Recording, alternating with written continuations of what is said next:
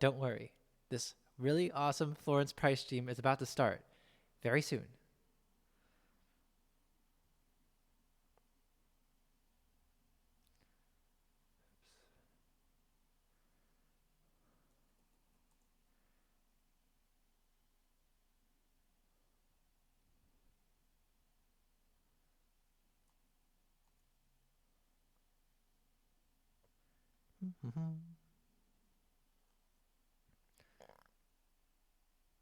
Do do do do do do do do do do do do do.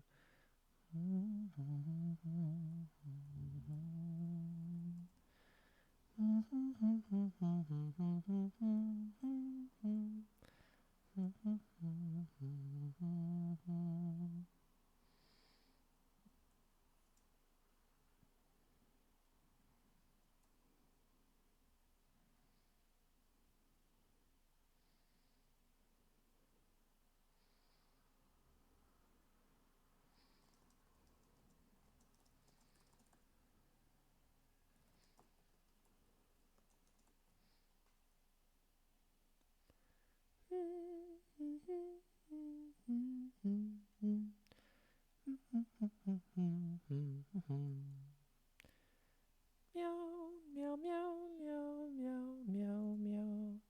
Meow, meow, meow, meow. Meow, meow, meow, meow, meow, meow, meow, meow, meow, meow, meow, meow, meow, meow. Meow, meow, meow, meow, meow, meow. Meow, meow, meow, meow, meow, meow, meow, meow, meow, meow, meow. Hello, Wagon of Lag, and hello to Thesa. Thank you for showing up. How's your evening going? I'm still getting ready, so I'm not gonna be doing anything interesting for the next like 2 minutes, but I'm almost ready. I'm almost ready. Have patience. Meow, meow, meow, meow, meow, meow. Meow, meow, meow, meow, meow, meow, meow. Meow, meow, meow, meow, meow, meow, meow, meow. Meow, meow, meow, meow, meow, meow. All right, that's about it. Okay. Okay, I think I'm ready. Hello, everyone. Today's a special stream. As usual, I'm going to wait around until people filter in, but it's time to talk about Florence Price. Oh, you know what? I didn't update the stream info. I always forget to do that. Oh my god. Okay, edit stream info. Happy birthday to Florence.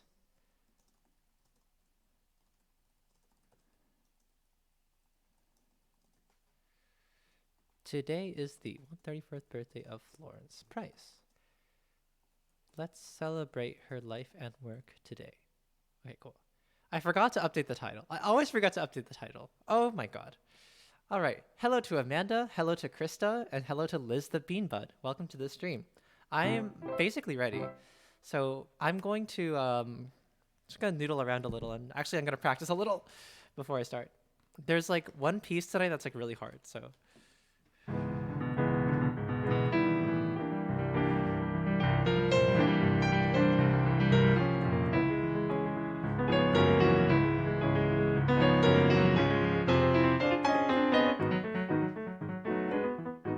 honeysuckle at dusk. True. My video on Reddit popped off. I'm really happy about that.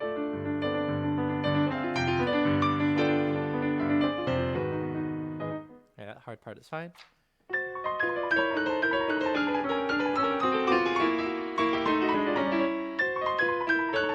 That part is so hard.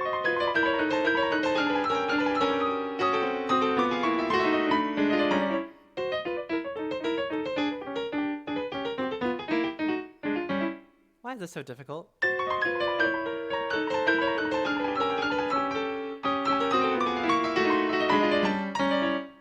This is so difficult. I was playing this just fine yesterday, and now I'm struggling. Why is everything so hard? Hello to Will. Hello to Lexter Alex. Nice to see you.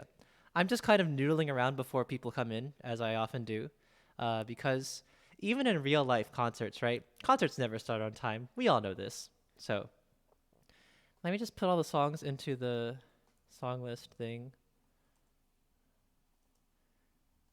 If you're ever curious, those are going to be the songs. Oops.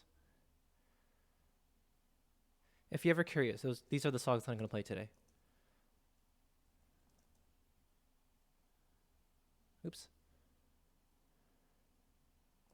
Hello, Owen. How are you? I hope everyone's week is going well. Today is Friday, and I don't actually have any classes on Friday, so I just kind of like got ready for the stream a bunch, and I went to a Zoom meeting, and you know, overall had a nice time. Um,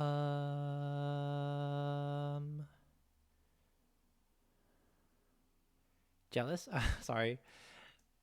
Yeah, I'm just fortunate that I don't have classes on Fridays. It's kind of nice. And also, my Monday class, my only Monday class is writing about music, and I'm almost done with that class because my paper is basically done. So my paper is, in fact, about Florence Price. Haha.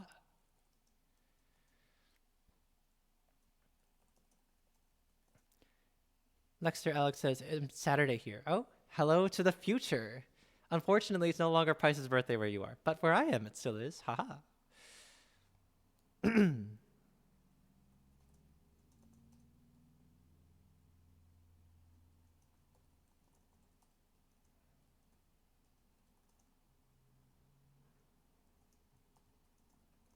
Okay, I think those are all the pieces I'm playing today.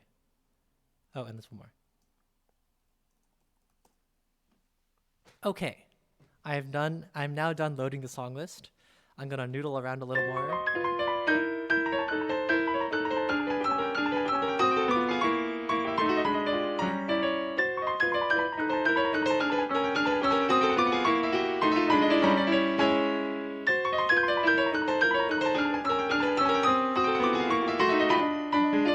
Oh, why is this so difficult?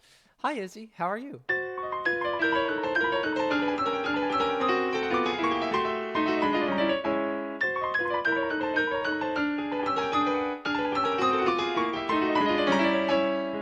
That was okay. I'll just slow down when I'm playing it, and it will probably be fine. What else did I do today? I ate tacos. Oh, I forgot to post the picture of the tacos in Discord. Let me do that right now. Speaking of which, I have a Discord server. If you're interested in talking about things like music, memes, and food, you can join my Discord server. It's a nice place to hang out. And oh wait, I did post the taco picture. Okay, never mind. Well, if anyone wants to see the taco picture, it's there in Discord.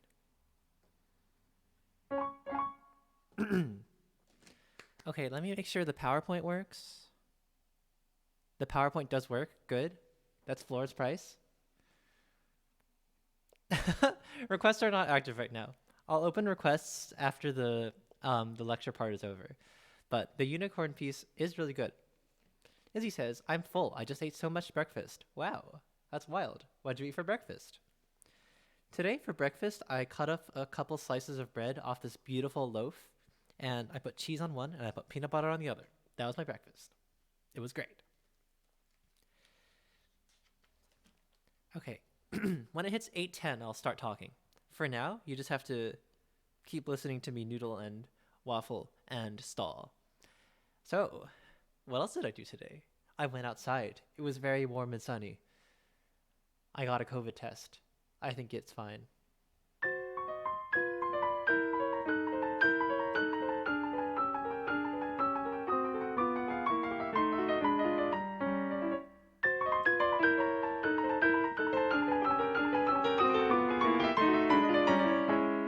That was okay. Tofu, eggs and rice, kimchi soup, turkey bacon, and a banana. That's a lot. That sounds great. I haven't had kimchi in too long. I really want to have some sundubu, but it seems like the Korean restaurant that's on the street, like over there that I go to a lot, unfortunately isn't open right now. So that's too bad. Oh well. Kimchi soup sounds great though. I do make some spicy soup sometimes for dinner because I have these like gigantic like spicy flavor things my mom gives me every now and then. They're very easy to use, so that's nice. Whew. Oh, I'm also practicing. Does anyone here read Homestuck? There's a song from Homestuck that I'm trying to learn, and the first 60% is really easy, and then the last 40% is really, really difficult. I want to put it on YouTube on the 13th. We'll see how that goes. Okay, it is 8:10, which means I'm going to start. Hello, everyone. Today is April 9th, 2021, and it is the 134th birthday of Florence Beatrice Price. Who's that? Well, we're going to find out who that is soon. So, This is a picture of Florence Price, who lived from April 8th, 1887 to April 9th, 1887 to June 3rd, 1953. I'm going to open just by playing a couple pieces of hers. I have a bunch of her piano pieces in these 2 albums. And over the last 9 months or so, I've really gotten into these. These are full of gems. I will admit freely that most of the pieces that I learned today are quite easy, which means that many of you can probably learn them. And although one of them is very hard. And that does not mean that most of our pieces are easy. It just means that I'm a noob and I mostly learned the easy ones. So, sorry. Anyway, the first song by her that I'll play today is just called Andante. Andante is an Italian musical term which means at a walking pace. This one does not have a date to it, so we don't know when it was written.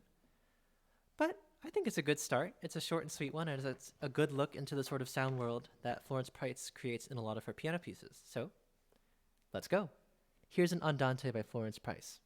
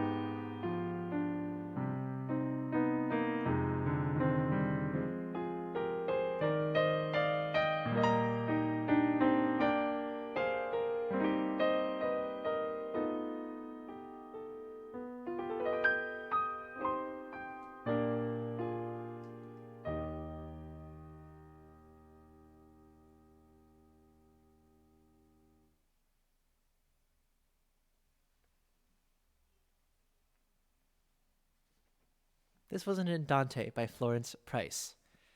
Again, this one doesn't have a date, so I don't know when it was written. But already in this, we can hear a lot of sort of the Florence Price sound world. It's very cozy, it's very lush, and also has these funky chromatic things that sometimes happen, or whole tone things that sometimes happen. I'll play one more before I start the biography part of this stream. This next one is called Song Without Words. It's the earliest one that I have in this collection, I think. The date says April 21st, 1932. As for like where these pieces come from, I'll talk a little bit more about that towards the end. Song Without Words is sort of a term that a lot of piano pieces have. I think the most famous songs without words are by Mendelssohn. She was almost certainly familiar with Mendelssohn. I'd be very surprised if she didn't know him. So perhaps that's where she got the inspiration. Liz the Beanbud says, this is a gem channel. Oh, thank you. That's very kind of you. I'm glad you're enjoying this one. There's key changes, says Rosie. Nice. Yeah, true. The key changes are very fun. So this is a song without words. I just learned this in the last couple weeks. I think this one's very sweet too. So here we go.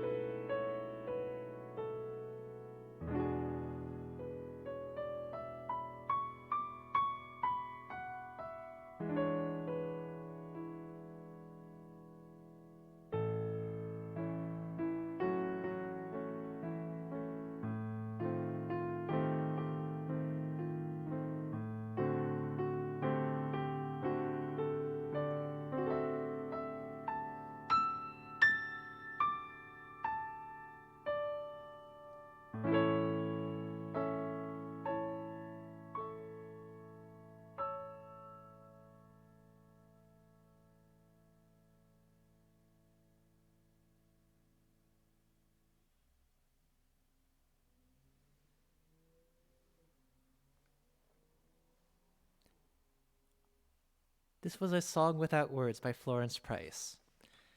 Also a very cozy tune, although of course there's a little bit of unrest in the middle section, and also I played a few wrong notes. But I love this part. Except for the wrong notes. I really like this one. There's another song without words too, which is subtitled Pleading. I don't know this one at all. Well, I think I played it like once. All right, let's get started. Hello to Cabeza Huevo 4891. Hola to you. Hope you're doing well. Okay, let's go. It's time to talk about our girl, Florence Price. Who's that? Oh, and hi to Don George Z. Also nice to see you.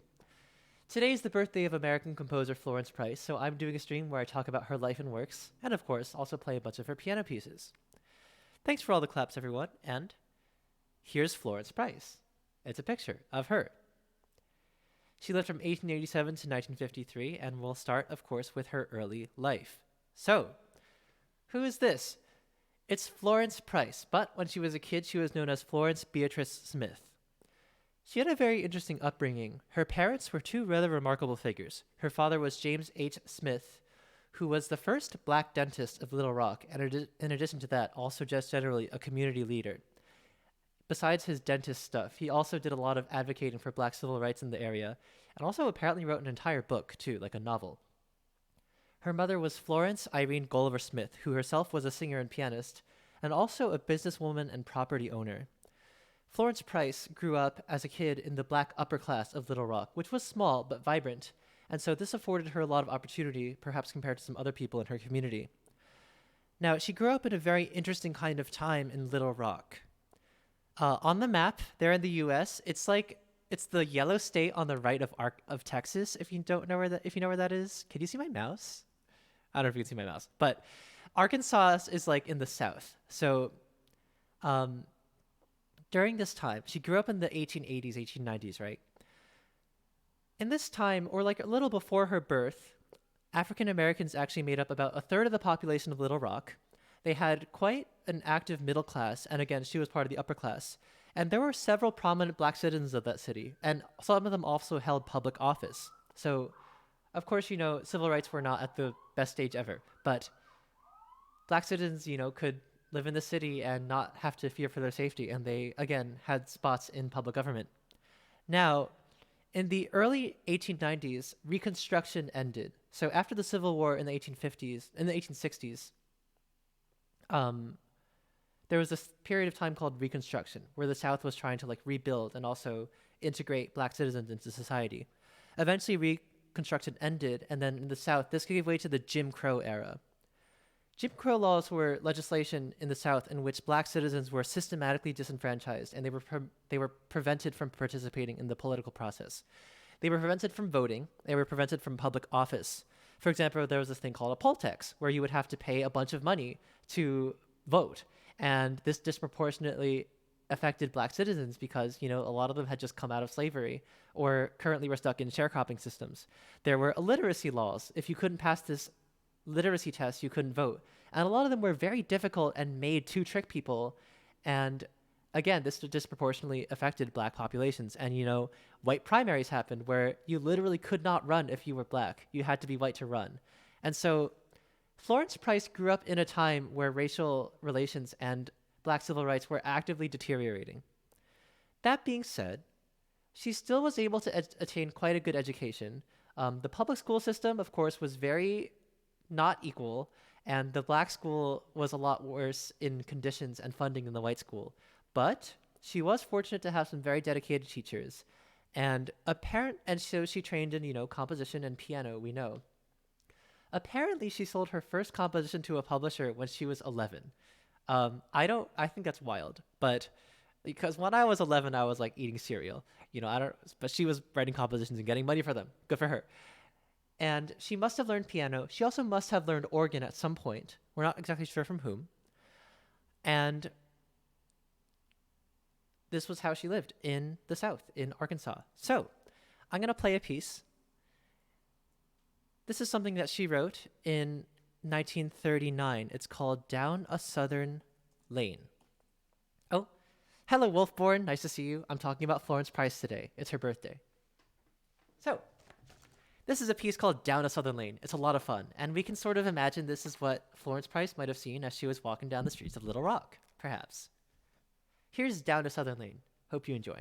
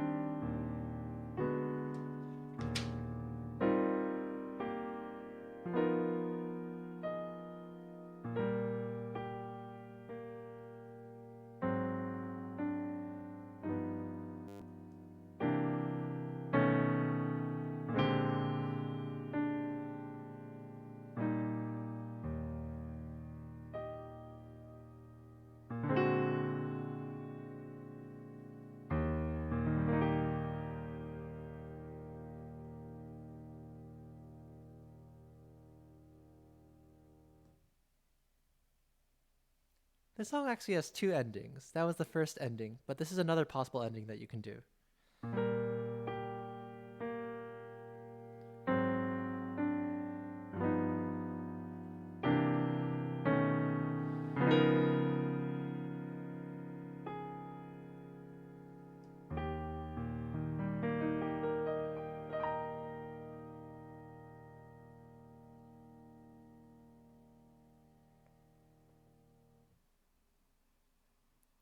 This one is dated to April 29th, 1939. That was Down a Southern Lane. Unfortunately, I did not play this passage correctly. There we go. There we go.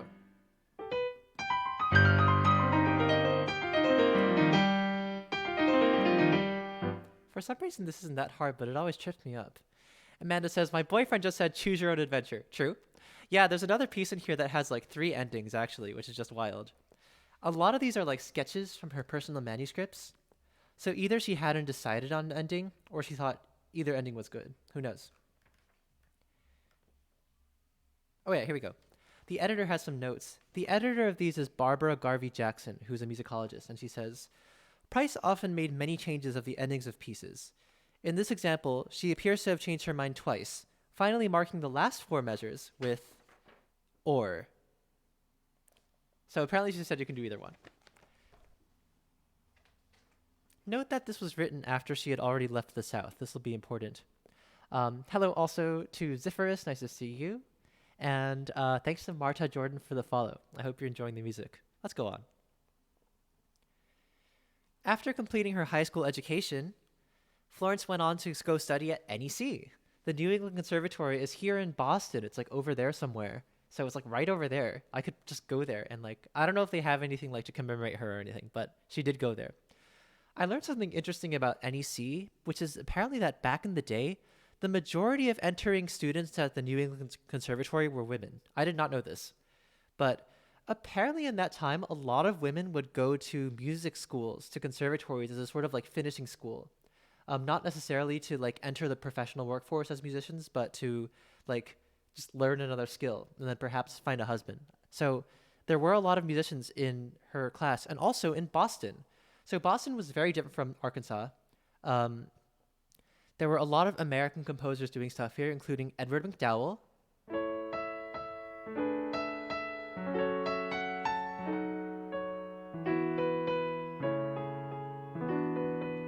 That piece is by Edward McDowell, who was here in Boston.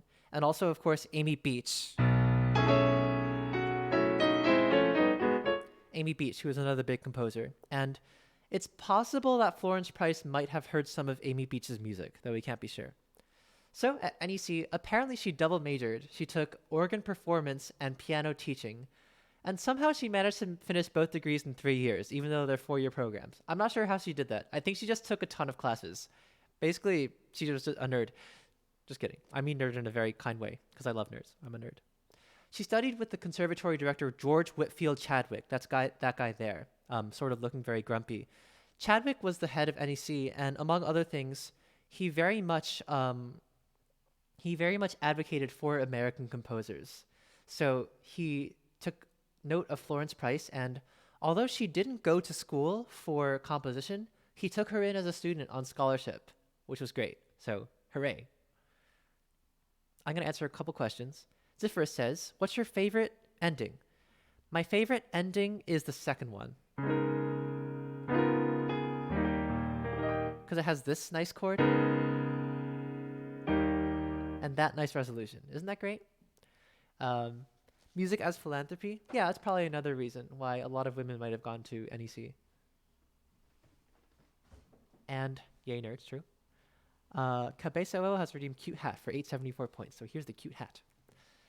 Amanda said, guess that's why my maternal grandma would ask if I met a nice boy when I came back from holidays. There you go. Anyway, so after this, she went back to Little Rock, where she became a teacher. And education, so a lot of this information is from the Florence Price biography called The Heart of a Woman.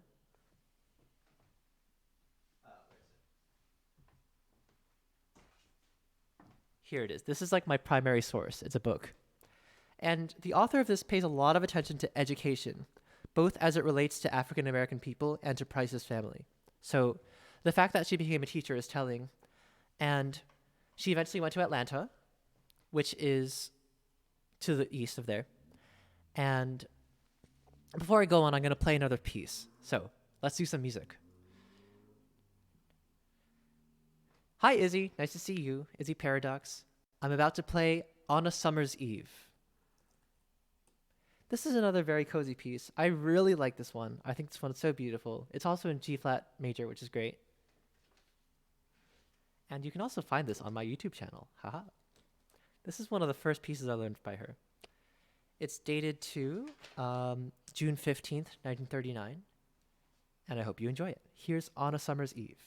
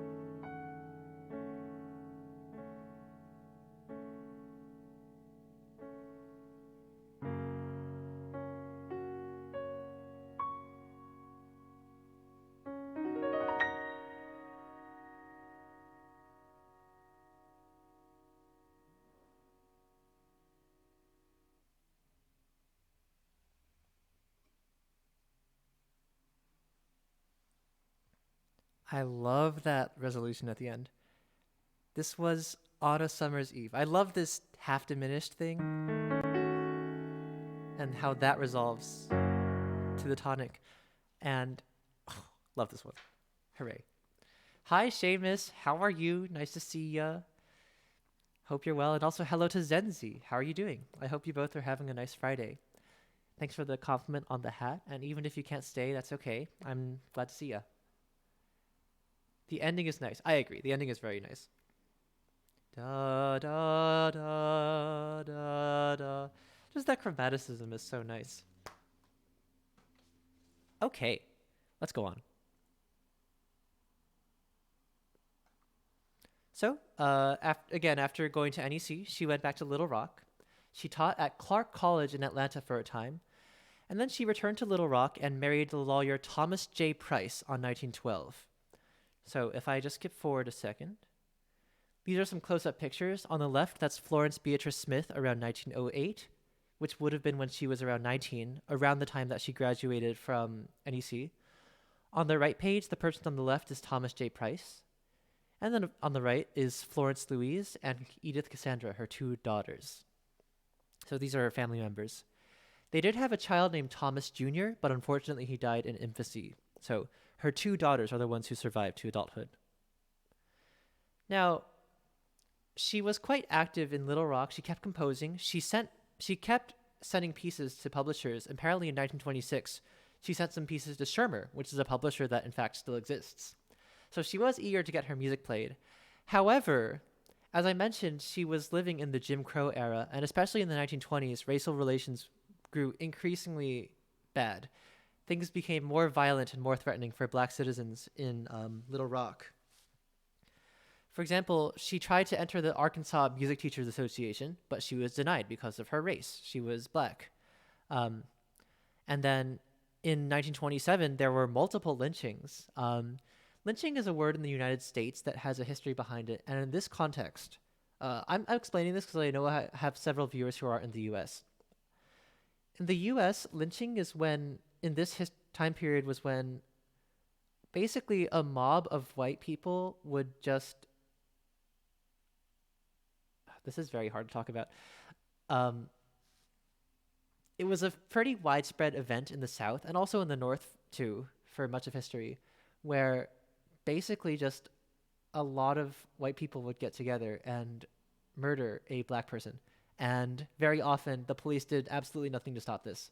And they would say, oh, the mob is too scary. We just had, they would just do nothing. So the police would not help. The courts would not help.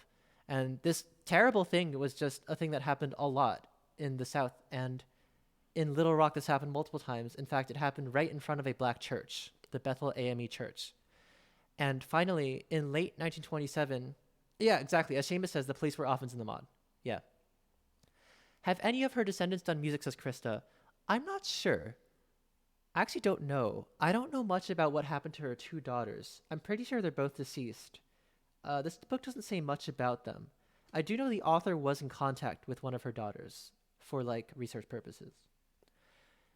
Anyway, and finally, in late 1927, this really awful thing happened where a white child was supposedly killed by a black man, and the white community decided that they would retaliate by killing the black child of a prominent Little Rock black family. According to this book, this biography, it says that apparently Florence's daughter, Florence Louise, was going to be the target. So basically, her daughter's life was in danger of being murdered. So the Price family had to flee to Chicago. And so in 1927, they moved from Arkansas to Illinois. I'm going to play a piece. This is called Honeysuckle or A Southern Sky. And this piece is very powerful to me. And I'll talk about why after it. And a lot of pieces by her have this effect. So here's Honeysuckle. Oh, and also hello to Fack. Yeah, baby. Nice to see you. Yeah. This is a sad part of her story. But this is a sweet piece. It's Honeysuckle or A Southern Sky. And I hope you enjoy this one. I'll say more about why I picked this one also when I finish.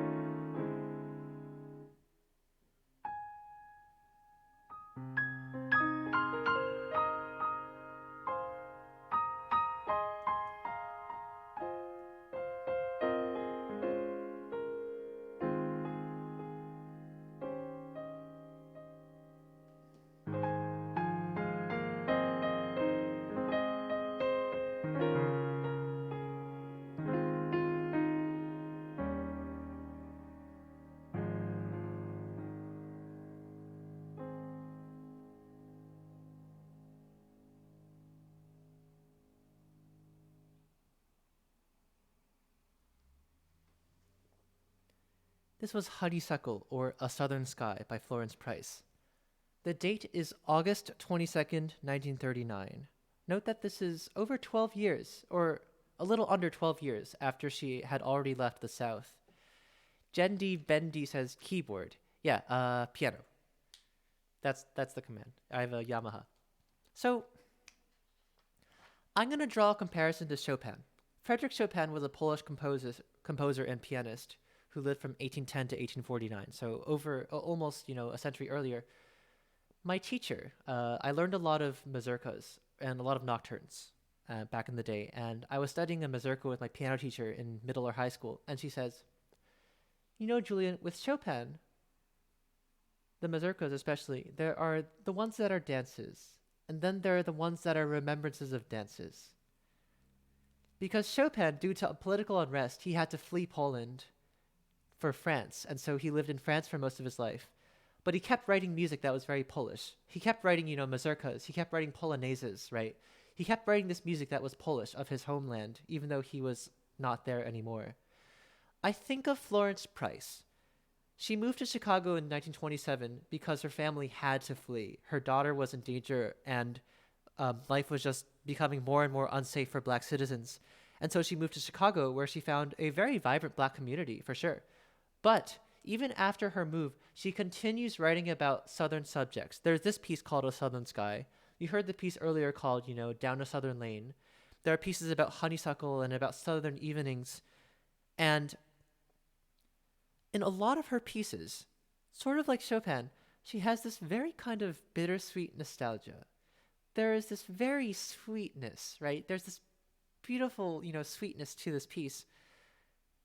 But at the core, right, at least I feel like I read some kind of nostalgia and some kind of loss. There's some kind of home that is not there, and it is maybe not the Southern Sky itself, but it is a remembrance of it, 12 years after the fact. This happens in a lot of her piano pieces, and I think it's very important. I think the fact of her move and the fact that, again, she was forced to basically flee the South is very important to understanding a lot of these pieces. Do you know why it was titled Honeysuckle 2, says Rosie? I'm not sure. Honeysuckle is a plant that is endemic to the South. I draw a comparison with William Faulkner, who is a Southern author from Mississippi. In his book Sound and the Fury, he writes a lot about honeysuckle as sort of a stand-in for just like very intense memory. There's this one character in this book who constantly thinks of honeysuckle when he's remembering his sister, who is no longer there. She has been chased out of town. And so, at least when I think of this title, right, Honeysuckle or A Southern Sky, they say smell is the sense that is the most strongly linked to memory. So even more, I think of that. I think of memory with this one. Anyway, hope you enjoyed. Let's go on. In Chicago, so I mentioned that she moved to Chicago, and there's this phenomenon called the Great Migration that happened in this time of history, roughly from like after the Civil War up until maybe the mid 20th century, where a lot of Black families and people moved from the rural South to urban centers in the North, to places like New York, Baltimore, Philadelphia, and of course, Chicago. So here in Chicago, she found quite a vibrant community of all sorts of artists and musicians, and while she was in Chicago, she quickly became integrated with the local community. She wrote classical music, she wrote pop music, she played classical and pop, she played in churches, she met all sorts of artists, she kept writing music, she joined organizations. She also apparently took classes at schools, which is wild, so she must have been very busy. And she was regularly writing letters to publishers to ask them to look at her pieces and publish them. So I'll go to the next slide just for a second. I want to highlight this. There is a British scholar and musicologist named Samantha Ege. I really like her work. She just released an album of Florence Price music, so you should look it up on Spotify. She just released an album of a bunch of music by Price, including her very newly discovered Fantasy Negra No. 4. This musicologist went into the archives and found the missing pages of a piece and recorded the whole thing for like the first time. So you can hear that on Spotify or YouTube right now. I'll type this in chat. Her name is Samantha Ege. she has this paper that I read that I really like, where she talks about the black women and their fellowship in Chicago that helped Florence Price write her symphony. So these are some women who were also writing music in Chicago. There's Nora Holt on the left. She wrote a lot of music, and she started classical music organizations for black women, and she was also one of the first, I think, the first female reporter on music in the Chicago Defender, which was a the Chicago Defender was a black-led newspaper. She was a music critic and also a musician herself. In the middle is Margaret Bonds, and also not pictured, I don't even know if there's a photograph of her, is her mother, Estella Bonds. Estella is a woman who was very helpful to Price. She gave her a place to stay when she needed it and was out of a home, and also basically had all sorts of black artists and writers and musicians in and out of her house all the time. So this was great for Florence Price because she could meet all of these great thinkers and artists. And of course, in the picture is Margaret Bonds, her daughter, who would become great. Margaret Bonds was first a student of Florence Price and then later became her friend. And then on the right is Maud Roberts George, who was also a reporter who helped report about Florence Price and also at one point was the president of the National Association of Negro Musicians. I'm going to play a piece which is not actually a Florence Price piece, but I think it's important to just touch on these figures because I saw a talk by the musicologist Samantha Ege, and she said, it's important to think about the women around Florence Price who were also writing music and who were supporting her and helping uplift her because we can't just think of Florence Price as an exception. We can't think of her as like not the norm. We can't think of her as like one just exceptional genius. We have to think of her in context of her friends and her supporters and the people who helped her and the people who inspired her and the people she networked with and the people that she also helped uplift. We have to think of her and all the communities that she was also a part of, not just her own singular achievement, which was very impressive. We also have to think about all the people around her, all the black women around her who also were making great music and who helped uplift her.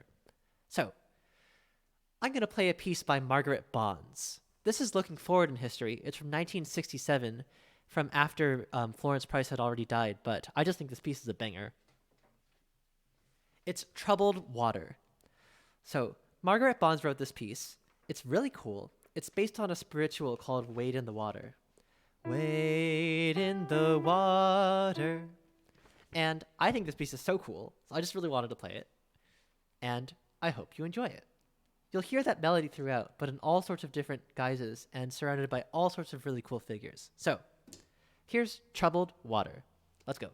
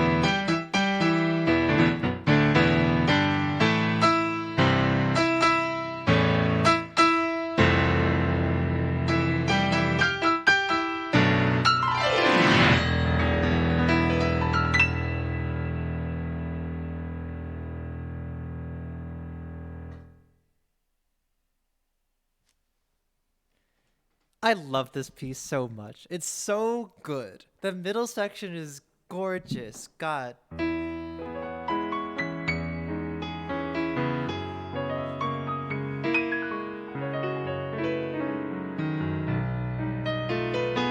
I adore the middle section. It's so gorgeous, and then this happened.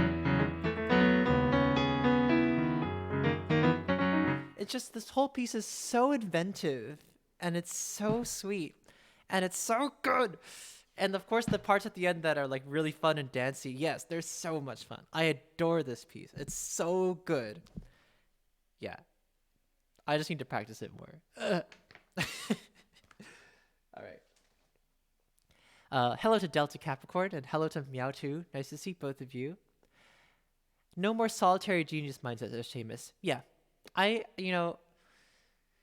calling people geniuses is really fun. And sometimes when I'm playing League of Legends, I'll say like, oh, I'm a god.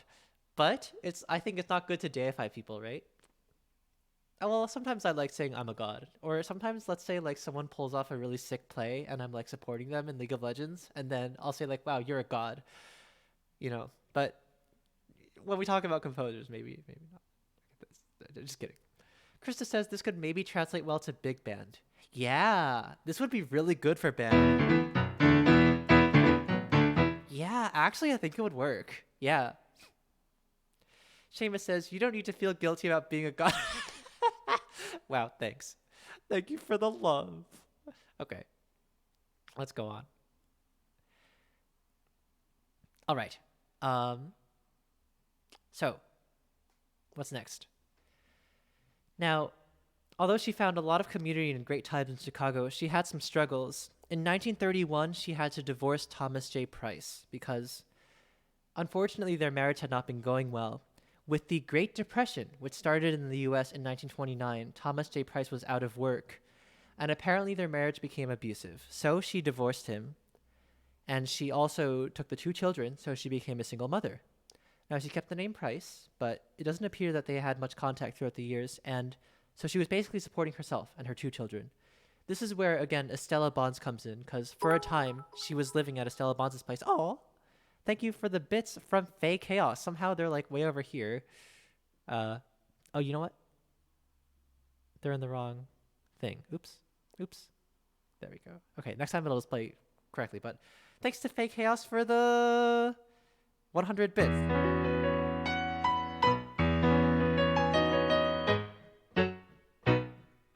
I appreciate it a bunch.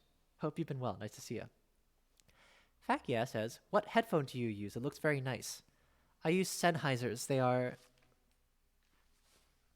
HD280.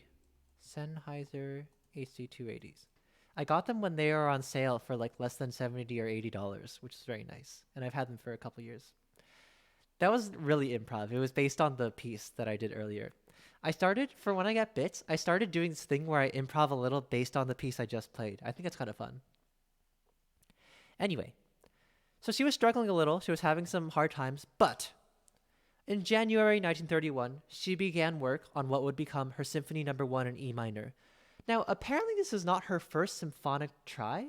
According to this book, she actually wrote a symphony while at NEC. It's just been entirely lost. There's like one line just mentioning it. So it's entirely possible that she has this whole symphony that she wrote while a student and just we don't know where it is. We can think of, like, for example, Georges Bizet, right? Like, Bizet, who wrote Carmen, he wrote an entire symphony as a student, and then he never published it. And we found that the manuscript still survived, so we do play it now. But if only we had Florence Price's student symphony. If only. But we don't. However, the Wanamaker Music Contest happened in 1931 and 1932. This was a music contest with a prize. It was funded by a philanthropist named Rodney Wanamaker, and it was for specifically Black composers. So she entered in all 3 categories, in symphonic and in piano and in song. And so in 1932, hooray for Florence Price, yay! She won first prize for symphonic work with her Symphony No. 1 in E minor. That's $500. And also first prize for piano for her sonata in E minor. That's $250. So she got $750 from this. According to my research, this is $12,848 today. So hooray, she did it. Yahoo! Yay. Go Florence. Yes, indeed. To celebrate, I'm going to play this piece by her. It's called Rainbow Waltz. This is, I think, the first piece I learned by Florence Price, actually, and it's the first YouTube video I have that I made by her. It's Rainbow Waltz. I love this one. It's very fun. The date is October 27th, 1939, and let's do it. Here's Rainbow Waltz.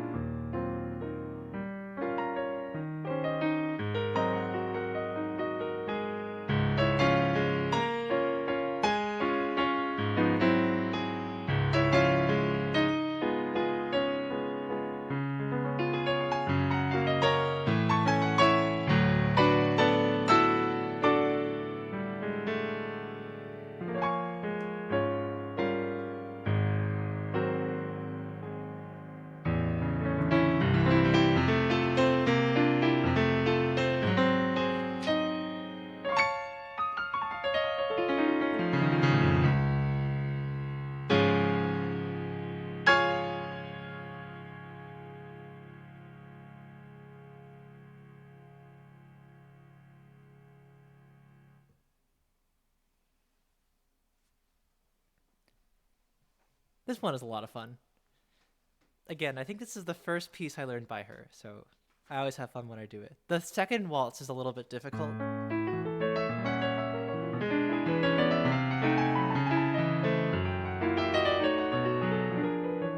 The counterpoint there is really good. The counterpoint in that second waltz, I really, really like.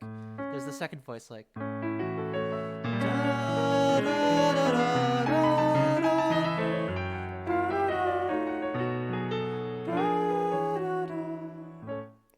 I love the second waltz there. The second melody there. It's so good. Cool.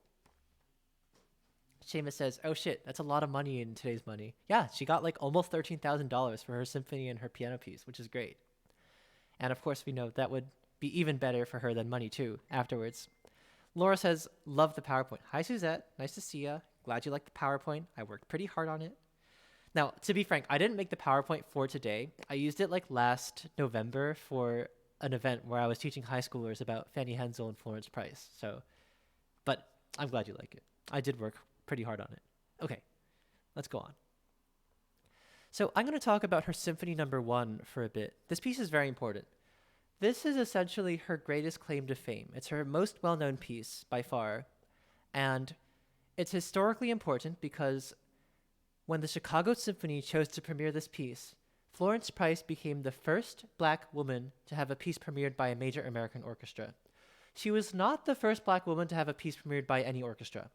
That honor actually, I think, belongs to Helen Eugenia Hagen, who premiered her piano concerto in C minor with the New Haven Orchestra in 1932. Unfortunately for that piece, only like a two piano arrangement survives, and none of that composer's other works actually survive at all, which is really too bad. But um, Florence Price was the first black woman to have like basically a gigantic stage, and the Chicago Symphony is like a top tier orchestra. And so, how did this happen? Well, she won the contest, right? And then Frederick Stock, who was conducting the Chicago Symphony, took notice. He's the man there on the bottom who looks kind of angry. And he saw this in the newspaper, and he contacted her, I think, and he asked her if he could do it. I think it's just how it went. And then she was like, yeah. So it premiered there, and it was very popular. It was great. And this was part of the World's Fair. This is the poster for it. It was called A Century of Progress. I think Chicago was founded in 1833, I guess. But I guess it was some kind of big century, like World's Fair celebration. What are some of the inspirations she might have had? Many Price scholars point to two figures. First is Antonín Dvořák. You may have heard of this man. He's a Czech composer who lived from something like 1840 to 1900 or so. And famously, in the 1890s, he came to the US for a time. In Europe, he'd been known for a long time as elevating Czech music to the international stage in classical. He used Czech melodies and Czech folk rhythms in his symphonies. For example, the third movement of his Seventh Symphony.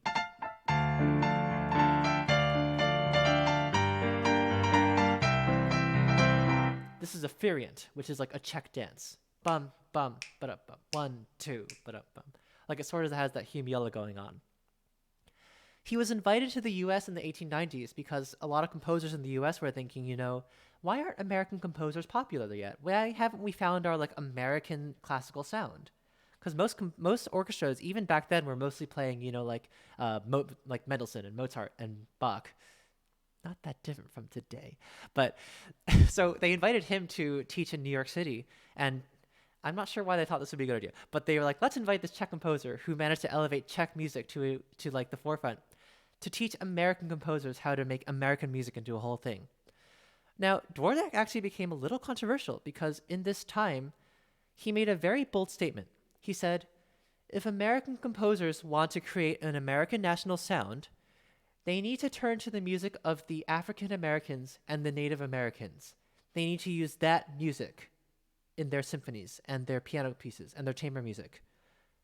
And a lot of people were like, what? That's crazy talk. There's no way that's true. This guy doesn't know what he's talking about. There's no way that the music of like African Americans and Native Americans has value. Nah, that's crazy talk. So famously, like a bunch of Boston composers, including like George Chadwick and Amy Beach, like wrote editorials on why like, oh, Dvořák is a fool, Amy Beach even wrote an entire symphony. She wrote the entire Gaelic symphony as a response to his new world. Some people will call Amy Beach racist for this. It's definitely a little bit dodgy that she wrote that whole editorial and wrote an entire symphony just to prove that Dvořák was wrong, but it's complicated, I don't think it's quite that black and white. Anyway, though, I think in the end, Dvořák won out because it's his New World Symphony that became incredibly famous and uses a lot of elements from African-American folk music. He was inspired partially by a tenor named Harry T. Burleigh, who he took in as an assistant, who would sing spirituals. And so, for example, the theme of the slow movement, right? You've probably heard this.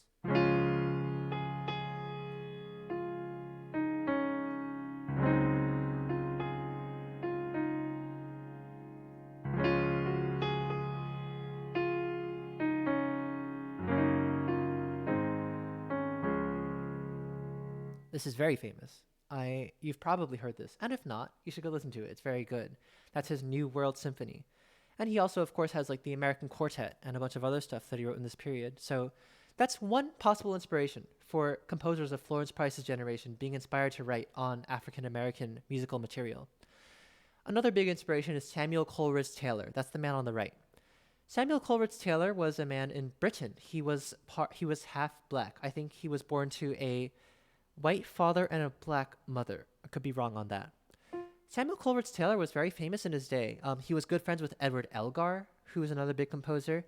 And famously, he was, a black man who was making great classical music and, getting performed. And to a lot of people in the US, this was quite an inspiration for a black man to have his art celebrated in white circles, not just in white circles, but just like general, like being elevated to like this, to like national importance. He made several tours to the US in which he was very, very well received by Americans, especially, African Americans who went to see him. And should I play a piece by him? I actually have one ready. I wasn't going to.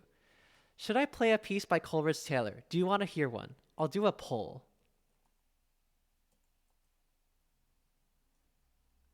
Should I play a Coleridge Taylor piece? Yes. No. Okay. This poll will run for 1 minute. So, should I play the Coleridge Taylor piece? If so, vote yes in the poll. If you don't think I should, you can vote no. Oh, hello to Grace Harpsit. Thank you for the raid. Hello.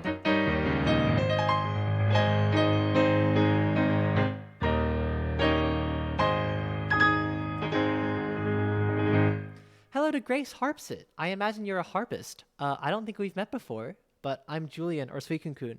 I'm sort of doing like a lecture recital right now, so unfortunately I can't take a request. But I'm talking about Florence Price, who's an American composer. Nice to meet you. Let me give you a shout out. Grace Harpsit is a harp streamer. I haven't met her yet, but it is nice to meet you. Thanks for coming by. Usually I play the piano and usually I take requests and do stuff, but today I'm like talking about Florence Price. She's an American composer whose birthday it is today, so thanks for joining me. I hope you enjoy this stream. All right, I will follow you. Go check out Grace Harpsit, everybody. All right, the votes were yes. And hello also to Daxwan, nice to see you, Midnight Mats, and anyone else who came along with the raid. All right, the vote is in. I'm going to play the Coleridge Taylor piece. We're on a sort of tangent. This is a piece by Samuel Coleridge Taylor, who is a black British composer, and this is a waltz from his piece 3/4.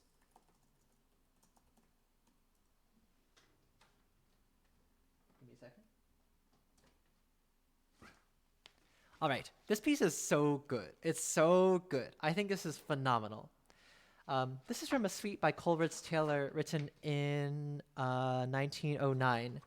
And it's called 3/4. All of them are waltzes, which is why they're 3/4. And this one is just called they all just have tempo markings. This one is andante molto. I love this one. I think it's so much fun. So here's some Coleridge Taylor.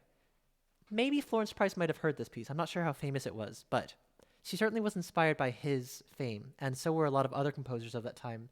Like William Grant Still, Nathaniel Dett, and William Dawson. So here's a Coleridge Taylor piece. Let's do it.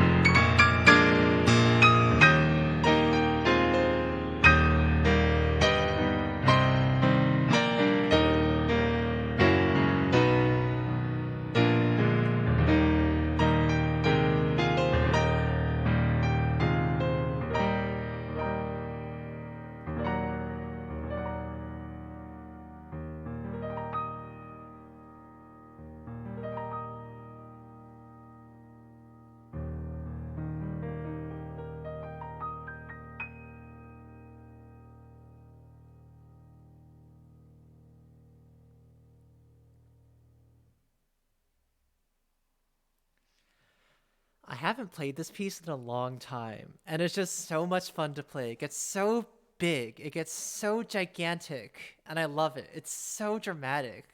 It's almost extra, and I love it. It's so good. I should play this more often, really. Um, cool.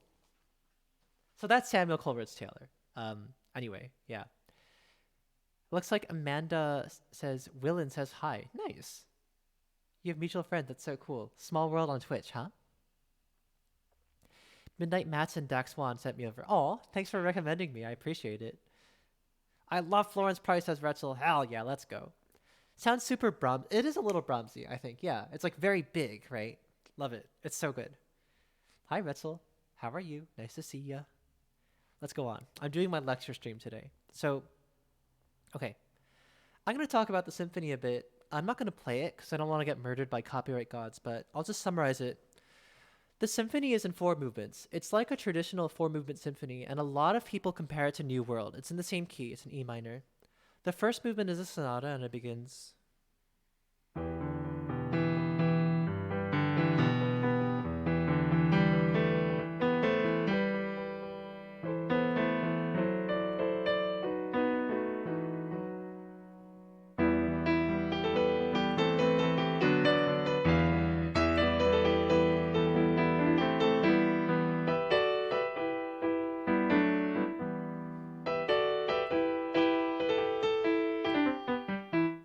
So it's like that, right?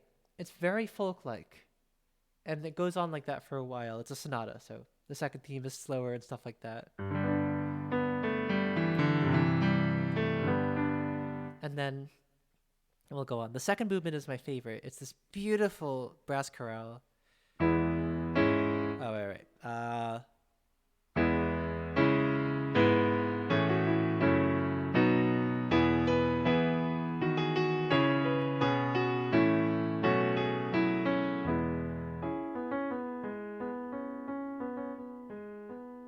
It's so good. And it also has this little drum behind it, which I think makes it so magical. The third movement is a juba. What's a juba? This is very important. A juba is an African American folk dance that uses a lot of body percussion. All the description of it sound very complicated. I don't think I could do it unless I took some time, like a lot of time to learn it. But it's very fun. Uh, uh,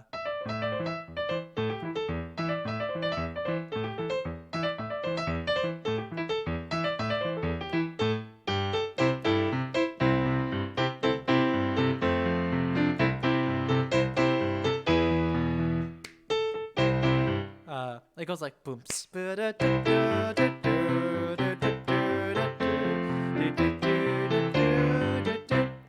So what's very important about the symphony is not just the person who wrote it. It's not just that, a black woman had a symphony premiered. That is remarkable. Don't get me wrong. But what's very important is what she puts into the symphony. She could have written just an entirely, classical symphony if she wanted to, but she very specifically uses these African American musical elements. She uses an African drum in the slow movement. She uses the chorales that kind of go back and forth in this call and response manner, which is definitely a feature of black music in the US. She uses melodies that are pentatonic, primarily, as in they only use 5 tones instead of the normal 7. And these are all features of black music, and that's very important when we talk about her music, because it's not just American, and it's not just classical, and it's not just European. It's all of these things, and it's also very specifically African American. It is black. It has those musical features. Okay, I'm going to play another piece just in between. What was I going to play? Let's do a little melody in E flat. This is a short one. I like this one a bunch. I think this is the easiest one in the collection, but that's okay. It's a little melody in E flat. It's very short. I'll just go for it. It's very sweet, and I hope you enjoy it. And hi, Jornels. Nice to see you. All right, let's go.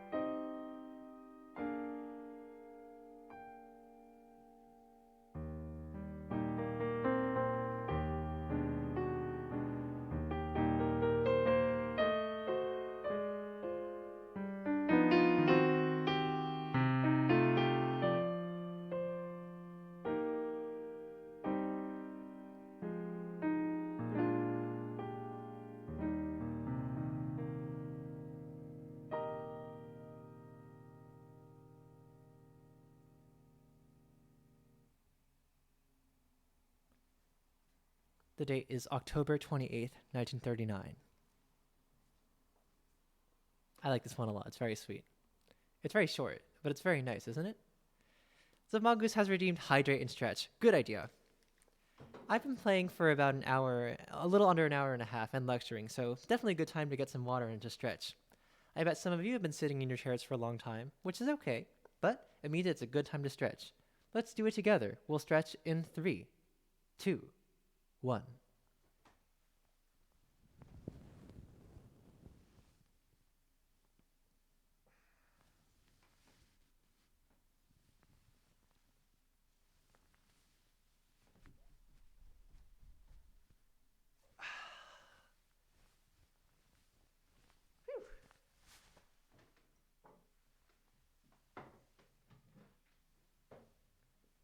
Rachel says that was 101% amazing. You are amazing, Kun-san. Oh, thank you. That's very kind of you.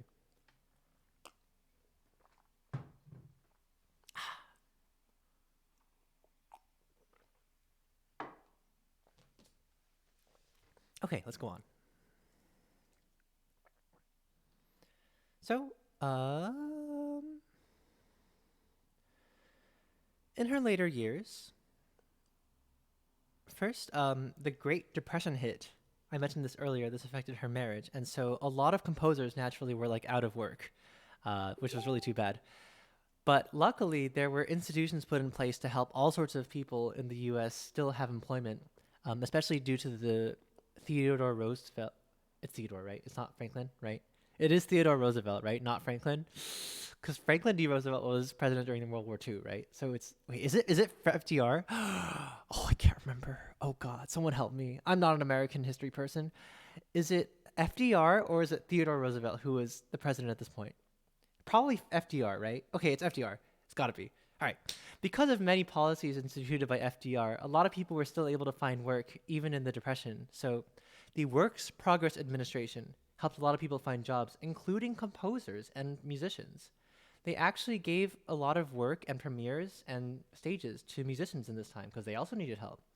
So it was through one of these orchestras that Florence Price was able to get her third symphony played. Sweats nervously in Canadian. Okay, it's FDR. Thank you, guys. Thanks. Yeah, the WPA, yes. So in that picture is Walter Poole. He's the guy with the trombone. Walter Poole was the conductor of the Michigan WPA Orchestra, and notably, he was very open to working with black artists and doing their music. So he is the one who, with the Michigan Symphony WPA Orchestra, premiered her Symphony No. 3. Florence Price's Third Symphony is my favorite piece by her. I think it's so good. I think it's in this piece where perhaps she makes the most effective combination of the European and the African American musical elements. And that is the thing that I think is the most special about her music. I'll play a few parts from it. The beginning is it's another 4-movement piece with a same structure, a sonata, a slow movement, a juba, and a dance.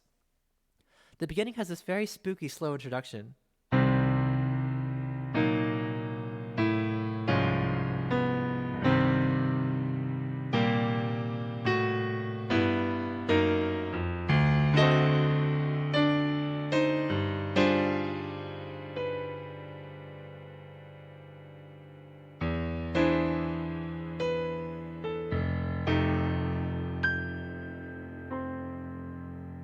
This very, very cool slow introduction with like chromatic stuff and fifths, and then it goes into the fast part. This part is very interesting. So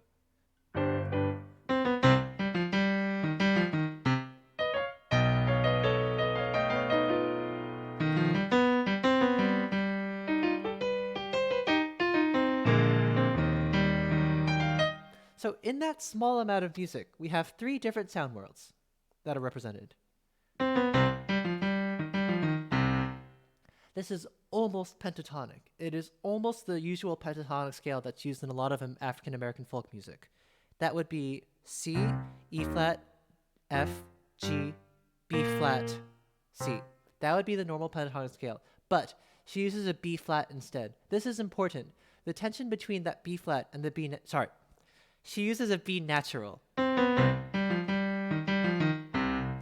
The tension between that B natural and B flat happens all throughout the piece. The tension between the flat 7th of the African American style pentatonic scale, and then the sharp 7 of the usual classical music melodic minor.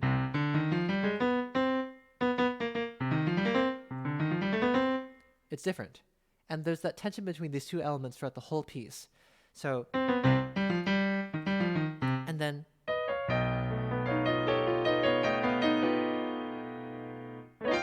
this is called a whole tone scale. So it's all whole steps. And she just jumps into that world and then gets right out.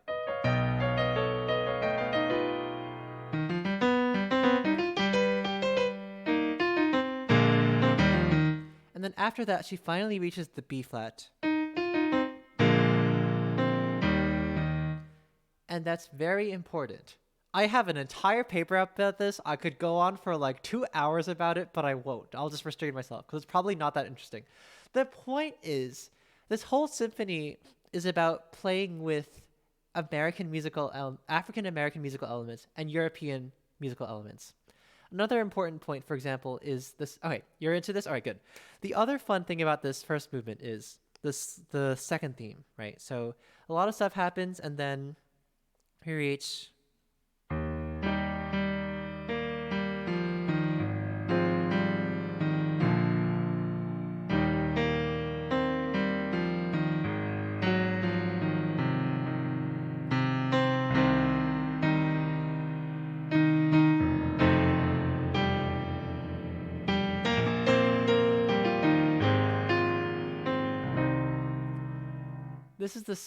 This is the second theme. It's so gorgeous. I adore it.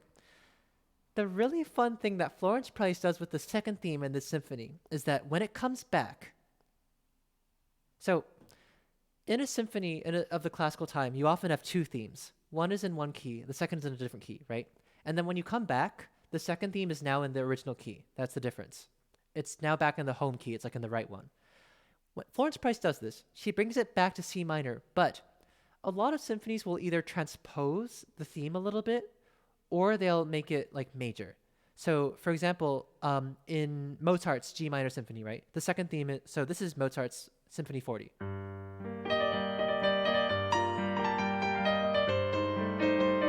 The second theme is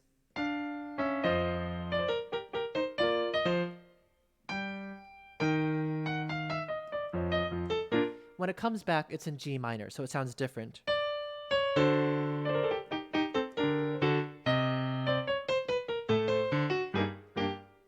Right, so that's one example where he transposes it. A different example is, crap. What was the other example? Give me a second. This is very important. At least to me, it's important. Let me have my time. This is my stream. I can do whatever I want. All right, Brahms. Oh wait, no, not Brahms. What is it?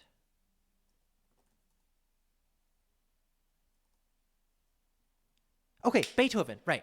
So, Beethoven.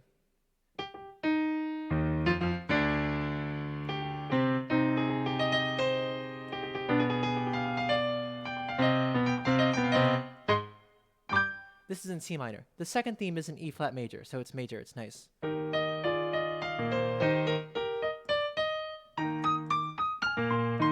When he brings it back, it's in C major. So it's not in the right key, but it's still in C, and it's in major.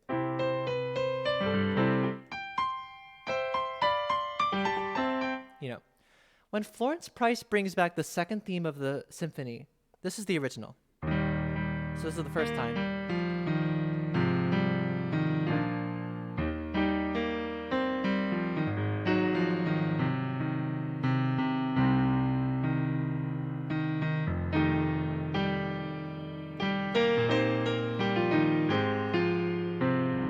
It's in E flat major. When she brings it back, she does not change the pitches. Actually, the pitches are the same, but the harmonization is different. All the accompaniment is different. And so instead it sounds like...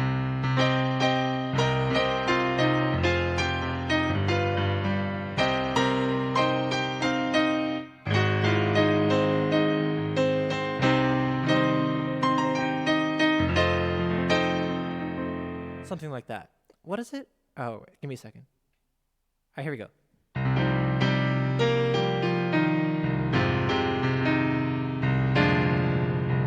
There we go.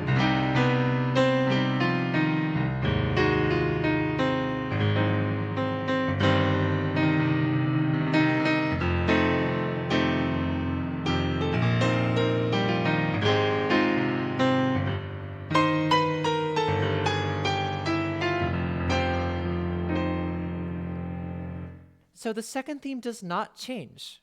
It's the same pitch, except the only different pitch is she shifts a B flat to a B natural.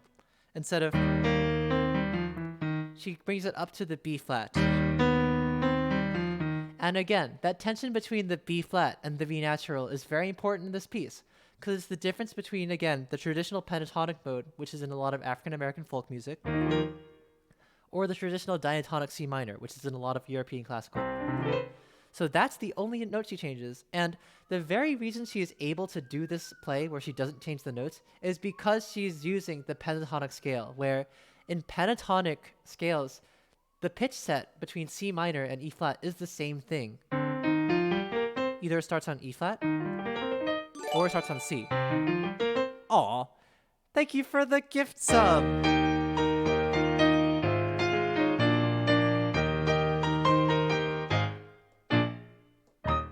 I appreciate the gift sub very much. Aw. Anyway, so she's only able to do this, well, not only, but she is able to do this precisely because she chose to use that pentatonic scale. She chose to use this element of African American music, and so she can deform the sonata structure in that way. So she really does this very fun and really interesting play with the traditional structure because she uses that part of American folk music. Anyway, it's in the orchestration. One more thing I'll say. I'll talk about the slow movement. The slow movement is just gorgeous. It's so good.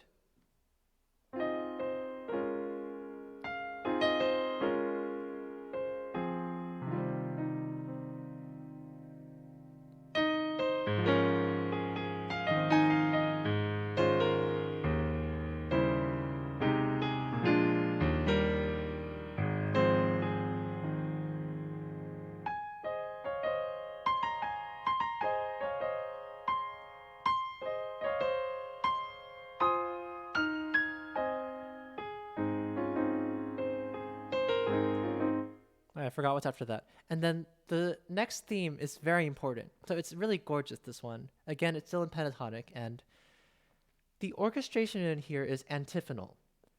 By that I mean, she uses different choirs of instruments that sort of respond to each other. Call and response is a very important thing in African American music. I'm not pulling this out of I'm not making this up. I actually have read about this. I am not an African American person. I will put that there.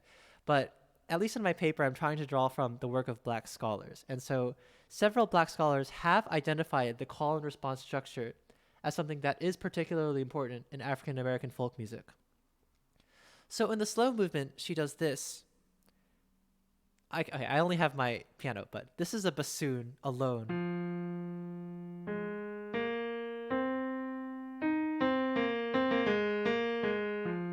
There's a timpani. And then, so there's that single call from the bassoon. And then the oboes and the horns and the strings, they respond.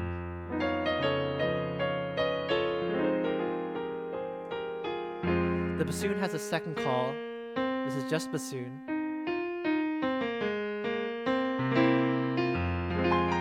And then the rest of the orchestra responds. Again, this is the response.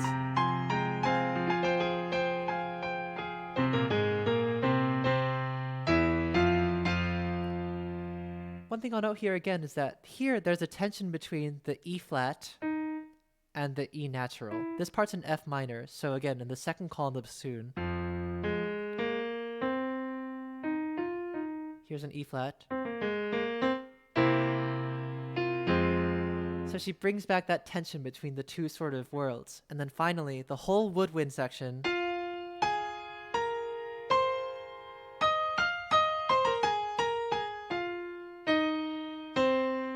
And then finally, the whole string section, and then all the low brass and stuff.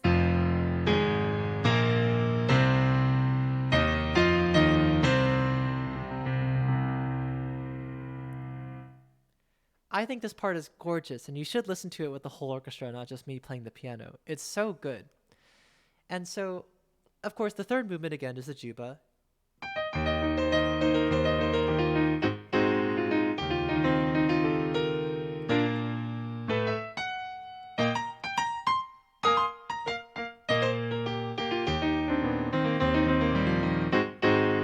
Wait.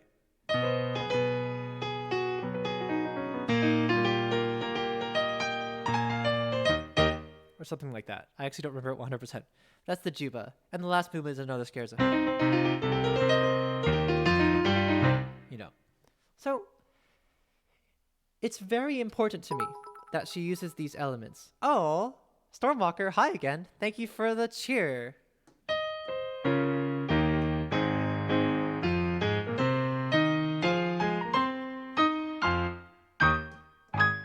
Hi, Stormwalker. How are you? Hope you're well. It's very important. Oh, thanks for the Uxerbits. It's very important to me that she uses these two worlds because she continually does this. And again, I'll talk about the juba. Now, the second movement in both these symphonies, they depict the church. The first symphony is a lot more explicit in that she literally uses like church bells, but she has a very specific quote about her use of the juba. She says, again, a juba is a folk dance, and she says, in all my works which have been done in the sonata form with Negroid idiom, I have incorporated a juba as one of the several movements because it seems to me to be no more impossible to conceive of Negroid music devoid of the spiritualistic theme on the one hand, than strongly syncopated rhythms of the juba on the other. Basically, Price is saying, you know, I would not be able to write a piece about the Black experience without including both the church, the spiritualness, and the dance. These are both vital parts of this experience to me, and I use both of them whenever I write about the Black experience. In this symphony, she has a very interesting quote, actually. She says, where's the quote? It is intended to be Negroid in character and expression. In it, no attempt has been made to project Negro music solely in the purely traditional manner. None of the themes are adaptations or derivations of folk songs. The intention behind the writing of this work was a not too deliberate attempt to picture a cross-section of present-day Negro life and thought with its heritage of that which is past, paralleled or influenced by concepts of the present day. The point of the symphony, she basically says, is I wanted to write a symphony. She wants to write a symphony that portrays the Negro experience in the modern era, both with the past heritage and the experience of the present. And so I sort of read that into all like the funky whole tone stuff, right? But then also, you know, or she has both these elements, and that's what she was trying to do. I think she does it incredibly effectively. The last thing I'll say is, I think this symphony and a lot of her other works are very bold statements. I was talking to a composer recently, like a composing student at BOCO, and he was like, you know, I said, oh, I really like Florence Price. And he's like, oh, gosh. And he's like, I hate to say it, but I just don't really like Florence Price, which is okay. I don't blame, that's fine. She's not everyone's taste, that's fine. He's like, I'm sorry, but I just don't like Florence Price. She sounds like she sounds like, you know, like a worse Dvorak, you know. I feel like she's, even though, one thing he said, you know, he was like, she's like in the modern era. She's in the 20s, 30s, 40s, and yet she writes so conservatively. She's so romantic, you know. And this is true. Her music is very, very tonal, you know. At the same time that she was writing this music, we have like Messiaen's Quartet for the End of Time is from 1941.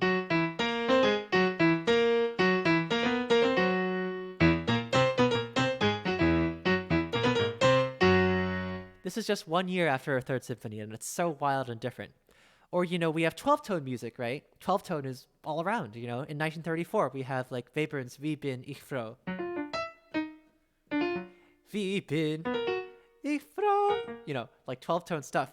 But Florence Price continually is just very, very, very tonal. Even though she does, you know, some of these whole tone things and chromatic things, she's always very tonal. And yet, I really think her music is revolutionary in a certain way because she so adamantly and consistently uses these African-American and classical elements. This isn't just her. There are other composers who do this. You know, William Grant Still, Harry Burleigh, William Dawson all did this. She was part of a tradition. But she makes this very active and conscious choice to do this, and she could have ignored it. Florence Price could have ignored her heritage. She had relatively light skin compared to other African American people of her era. Her heritage, apparently her parents, I think, had some white blood. And her mother, when Florence Price went to NEC, apparently her mother convinced her to list her hometown as Pueblo, Mexico. Her mother convinced her not to pass as black. Her mother convinced her not to reveal her heritage and to instead pass as Mexican, because she thought she would have, I guess, we're not exactly sure why, but perhaps, to have, perhaps so that she could get better chances in society, right? But we know that from her music, we know that Florence Price rejected this. She actively chose to celebrate her heritage. She actively chose to keep writing black themes into her music. Very explicitly, she has, all these spiritual arrangements. She has these melodies, she has these rhythms, she has these dances in her music, and she proudly and very actively celebrates that heritage. She could have chosen to leave it behind, but she didn't. She actively makes this suggestion too. So, I talked a lot. Let's play some music. The next piece by Florence Price is Honeysuckle at Dusk. This is from June 7th, 1941. I just posted this on YouTube today, but I'll play it here live also. I hope you enjoy it. Sorry I talk so much. God, I just love this composer so much. And hi, Kay. Nice to see you. All right, let's go.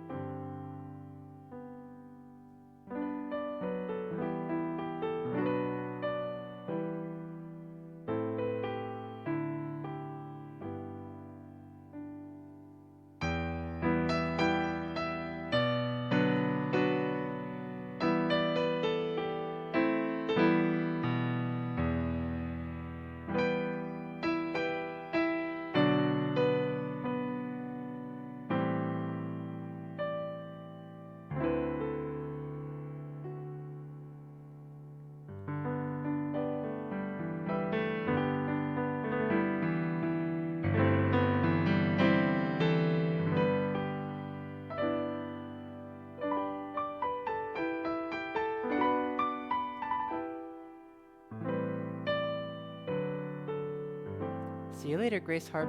Nice to meet you.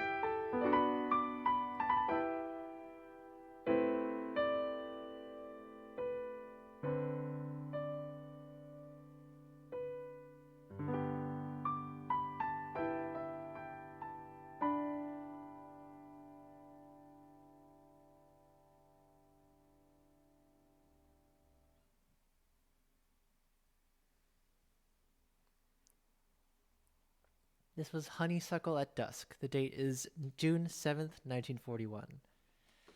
See you later to Grace Harpsit, and again, thanks for the raid. If you're looking for a harpist on Twitch, who I think is getting started newly on this platform, you can check out Grace Harpsit. And also, hi to Kay. Kay says better than the recording. Thanks, I'm glad. K Rose TV is in chat, and thanks to Izzy for doing this shout out.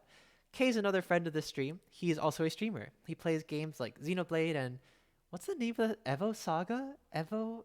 I forgot. He sped run a game and got like third in the world, which is great. He also plays stuff like Mario. He plays stuff like Among Us sometimes, or at least, we did that once. And he's currently doing a 30-day art challenge. He's trying to learn how to draw Mizuhara from Rent-A Girlfriend. So, go say hi to Kay. He's super cool. Goblin Master says very epic. Thank you. Okay, let's go on. The next part is an interesting part of the Florence Price story. So, Florence Price achieved a lot of fame in Chicago. She was very well known in Chicago and also in Michigan, also where the Third Symphony was premiered. But she really wanted wide-scale acceptance of the major orchestras of the East Coast. According to this book, anyway, this author claims, Price really wanted the recognition of orchestras such as the Boston Symphony and the New York Philharmonic and the Philadelphia Symphony. Unfortunately, during her life, she was not to get it. This is a picture of Sergei Koussevitzky. He was the conductor of the Boston Symphony Orchestra at the time. And she wrote a lot of letters to him. She wrote several letters to him throughout the years, from 1935 to 1943. She sent him several scores, and basically her letters, most of them say like, "Hello, I'm Florence Price. I'm a composer. Please look at my music for an eye for performance." She sent her symphony, she sent her piano concerto, she sent an overture, she sent a third symphony. Sergei Koussevitzky ignored almost the entirety of her letters. Koussevitzky in the Boston Symphony ignored almost all of Price's letters. He finally, I think, answered a couple in 1943, and I think he looked over her third symphony. Now, her final letter says, "Unfortunately, the work of a woman composer is preconceived by many to be light, frothy, lacking in depth, logic, and virility. Add to that the incident of race, I have colored blood in my veins, and you'll understand some of the difficulties that confront one in such a position. My own detestable but seemingly unconquerable shyness has not served me to gain for my widespread hearing. I ask no concessions because of race or sex, and I am willing to abide by a decision based solely on the worth of my work. Will you be kind enough to examine a score of mine?" A lot of her letters are like this. They're a little self-effacing. She acknowledges her race and gender, and then she implores that Koussevitzky look past them, because this was what she had to work with. These biases were against her. She was a woman, and she was black, and these things worked against her in the classical music world. I mean, if we think about it, back in Arkansas, in her hometown, she couldn't even sit in the front row, because they were still segregated at that time. So, unfortunately, he ignored most of these letters, and even though I think he looked at one, he chose not to play it. The Boston Symphony did not play a single note of Florence Price's music until, I think, 2017. They didn't even touch her music until, like, a few years ago. This is too bad. I bring this up as a story for two reasons. One, it's just very hard for composers to get their music played. That's an important thing to think about. But also, we have to know that she tried to get her music heard. She tried very hard, and she did not get it. And we have to remember that people made active choices not to play her music. I'll talk about this a little more later, but when we talk about Florence Price, it's very important to remember that we can't be content to say, orchestras just didn't play music by black composers. We can't just say, like, oh, women didn't compose. We can't just say, like, oh, there just weren't a lot of composers of color back then. Because there were. The fact is, people make active decisions to play or not play music, and I'll talk a little bit about that later. Oh, all right. Hi, String Player Gamer. Nice to see ya. How are you doing? I saw you were streaming earlier today, but I could not be there. But here's a shout out for String Player Gamer. He is super cool. Really, really fun streamer on Twitch who plays the electric violin. He's currently doing a push for partner, so let's go support him in that journey. He plays mainly video game music, and he does all these wild arrangements for which he does all the backing tracks, and also is a member of, I think, some kind of virtual orchestra of which he is every member, as Jer said, so yeah. Kay says, nudge, if you want to murder or be murdered. I would love to murder. Be murdered? Maybe not so much, but I would love to murder. Hi, Winalot. Nice to see you too. Glad you're listening. Okay, I'm gonna play a piece by Florence Price, of course, because this is the Florence Price stream. Um, this is a piece called Flame. So again, I will say a lot of the pieces I learned for in the past 9 months are like easy pieces, and I don't want you guys to come away from this thinking that Florence Price only wrote cozy, easy pieces. She wrote this piece called Flame in 1947. This one is dated January 14th, 1947. It's the hardest piece I'm going to play today, and it's really wild. I hope you enjoy it. Here's Flame by Florence Price.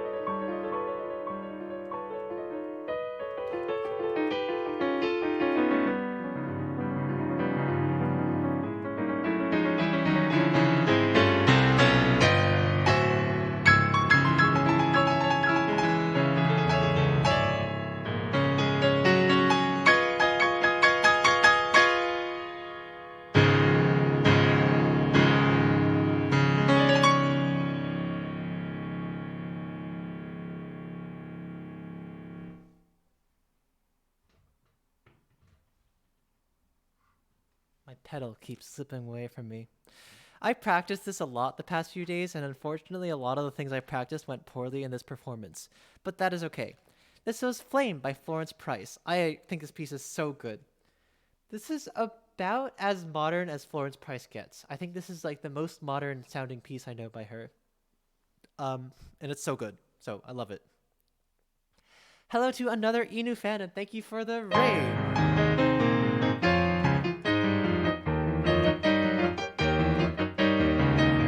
Thanks for coming along. Glad to see you.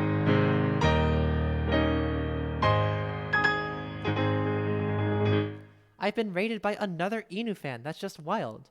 Hello to you and also to GhostStrip94 and Star Williams 1234. Here's a shout out for another Inu fan. Who's that? She's an artist on Twitch. She streams from Mondays to Fridays, I think at 8 p.m. EDT, and she does art on her stream. Recently, she's been working on making a VTuber avatar, which is just wild. Requests are currently closed. I'm doing a lecture stream on Florence Price right now, but it'll be done soon. I'm like coming to the end, so yeah. I'll play the duet soon after. Also, hi Owen, nice to see ya. Glad that you're here. Yeah, so sorry about that. I'm just like in this like program, so but don't worry, I'll be going on. Okay. Nice to see ya. So, In the last few years of her life, Florence Price kept writing music. Some other important pieces that I didn't talk about are her piano concerto, which is really good. She has two other symphonies. She has several tone poems, a lot of songs, a lot of piano pieces. In her last few years, she continued to perform and compose and promote herself and her work. For example, of course, a lot of the piano pieces in this book are from the 40s. In the last couple of years of her life, she was about to make a trip to Europe. She was going to receive a prize in Paris and also vacation in France and England. I think an orchestra also in Europe commissioned her to write an overture. So she was on the edge of attaining like international fame. You know, she was gonna go to Europe. She had never been to Europe before. So she was getting ready for this trip in 1953 when suddenly, a few days before she was supposed to depart, she suddenly had an attack. Not a heart attack, but she suddenly had some ill health. She had had a heart condition all of her life that sort of came in and out. And just 2 days before she was supposed to leave, she had to enter a hospital. And then on June 3rd, 1953, she died of heart disease. This is just too bad. Every composer has to die. This is true, you know. Fanny Hensel, you know, died when she was 41, which is really sad. Lily Boulanger died when she was 23, which is even sadder. Florence Price died at the age of 66, which is not bad as far as life expectancy, but it's just too bad because, you know, she was just about, again, to go to Europe and get premieres there, and I just think it's wild. So, it's just too bad. Anyway, here's time for another piece. This is one by her called Placid Lake. Let's consider this like a cool down from The Flame. I like this one a bunch. I haven't played this in a while, but I sort of re-practiced it the past couple of days, and I hope you enjoy this one. This one is dated July 1st, 1949. I hope you enjoy it.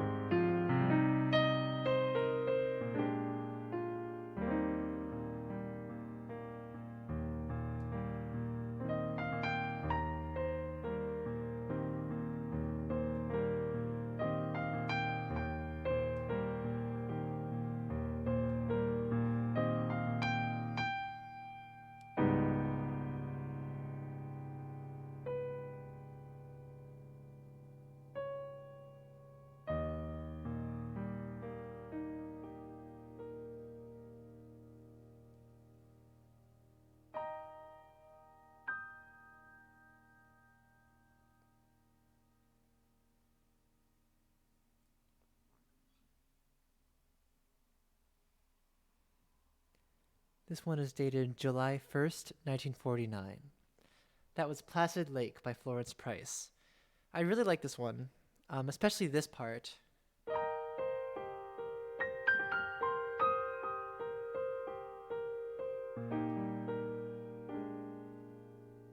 I love when that sort of accompanimental part like becomes the melody. I think that's so good. Another siren.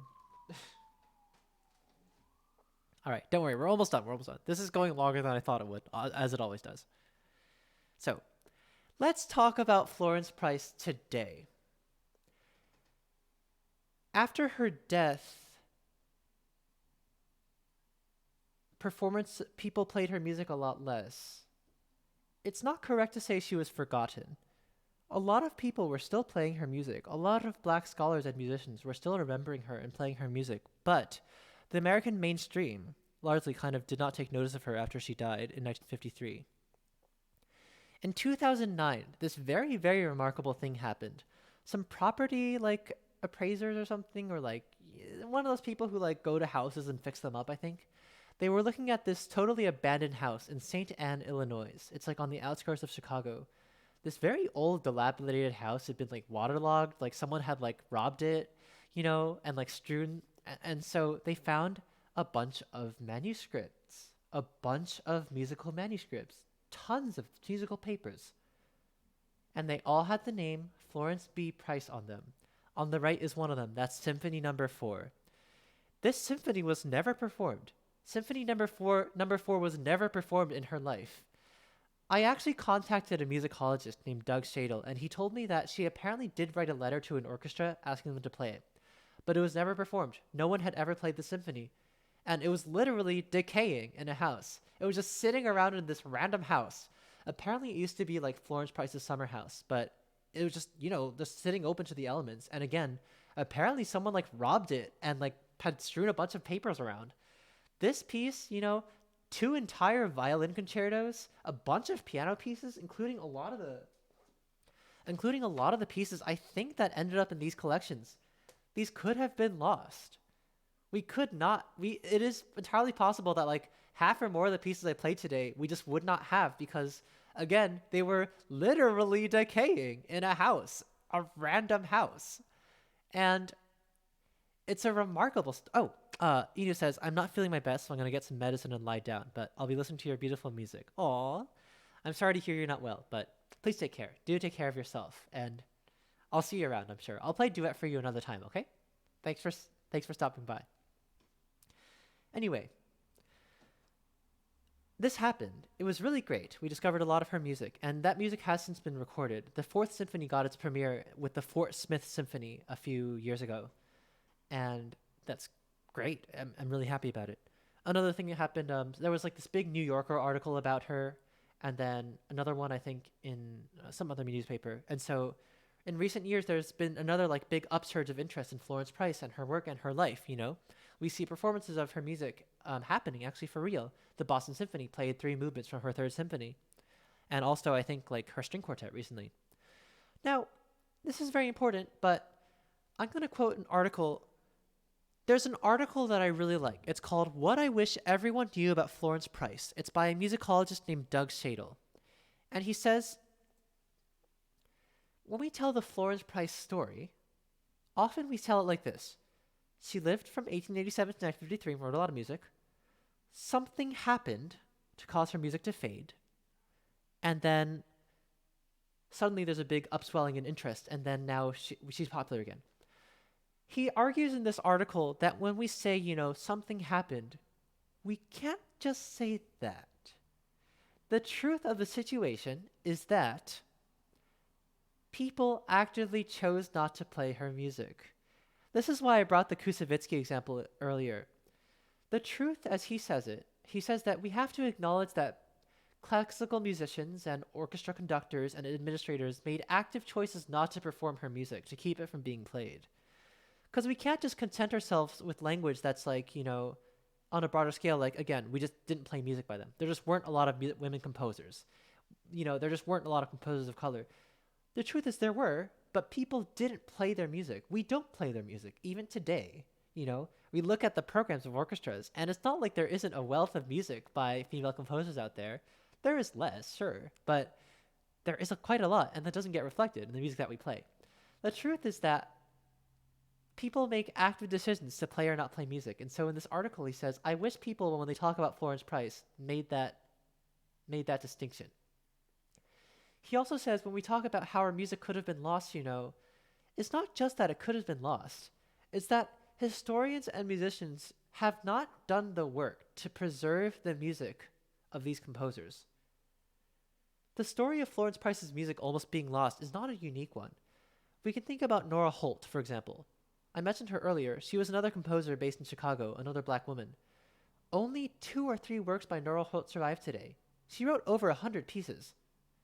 But she put them in a storage facility, and then the facility was robbed, and we lost hundreds of pieces of music by this composer, partially because the work was not done by historians and composers and musicians to play and preserve her music. We just don't have it. Hundreds of pieces were lost. We can also think about Estelle Ricketts. I played her piece a couple weeks ago. Estelle D. Ricketts was the first black woman that we know of who had a published solo piano piece.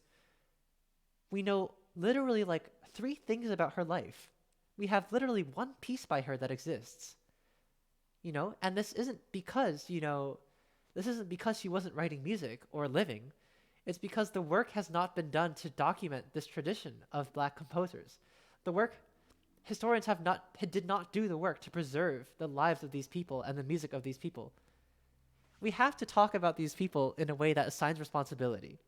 And it's very important because otherwise we can easily just say, it was lost. But it is important to talk about it in this way because then we can do the work. We can do it better. We can play this music. We can preserve their history. And we can also preserve it to inspire future composers. We do this partially because we can learn from it, and because it's a part of American history, it's a part of music history, and it has value. The music is good. It is beautiful. And I am glad to be playing it today because it's really good, and it's very important. So I'm going to end by playing a couple more pieces, just because I have so many. There's 2 more. And finally, some good news. There are still manuscripts being discovered. I think just in 2019, the original orchestration for her piano concerto was rediscovered. Before 2019, we only had, I think, the piano reduction and then a few parts. But just a couple years ago, the entire score was discovered at an auction somewhere. Literally just this manuscript was at a random auction. And we found it. And we have it. So, hooray. I'm going to play 2 more pieces. The next one is called Memory Mist. And after that, I'll play Reverie. Memory Mist is an interesting title, and this is the last piece chronologically that I have learned by her. It's dated July 8th, 1949. As I said earlier, memory is very important to Florence Price. If you missed this earlier, I was talking about her history. I've been talking about her history for 2 hours. I was talking about how she had to flee the South. In the 1920s, there were lynchings and there were awful things happening to black citizens. And finally, her daughter was in danger of being murdered by the white community of Little Rock. And so the Price family had to flee from Arkansas to Illinois.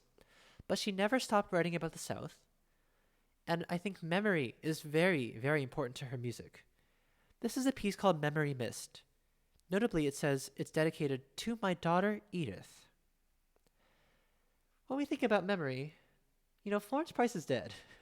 So she can't really benefit from me playing her music, right? She can't be happy about it. She can't be sad about it. But when we speak about honoring composers' memories, I don't know. For me, it's weird, right? I'm not very religious, so I don't really believe in afterlives. And so it's she's not going to know if I play her music. But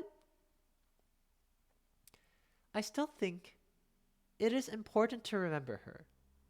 It is important to remember the immense determination that she had, the big dreams she had to write symphonies. Writing symphonies is very difficult, It's really hard. And, she was a black woman, and a lot of women had a lot of problems getting pieces played, and a lot of black people had problems getting pieces played, and she did it. She got it. She got 4 symphonies. She wrote 4 symphonies. She got 2 of them performed quite a lot. And she did it. And I think it's important to remember her because she can inspire people today who are trying to write music. It is still difficult for women and people of color to get pieces played today.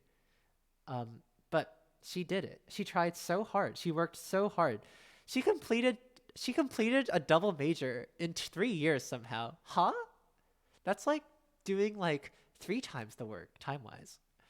And So her memory is important, and I hope I can do something to help contribute to it. Here's Memory Mist by Florence Price.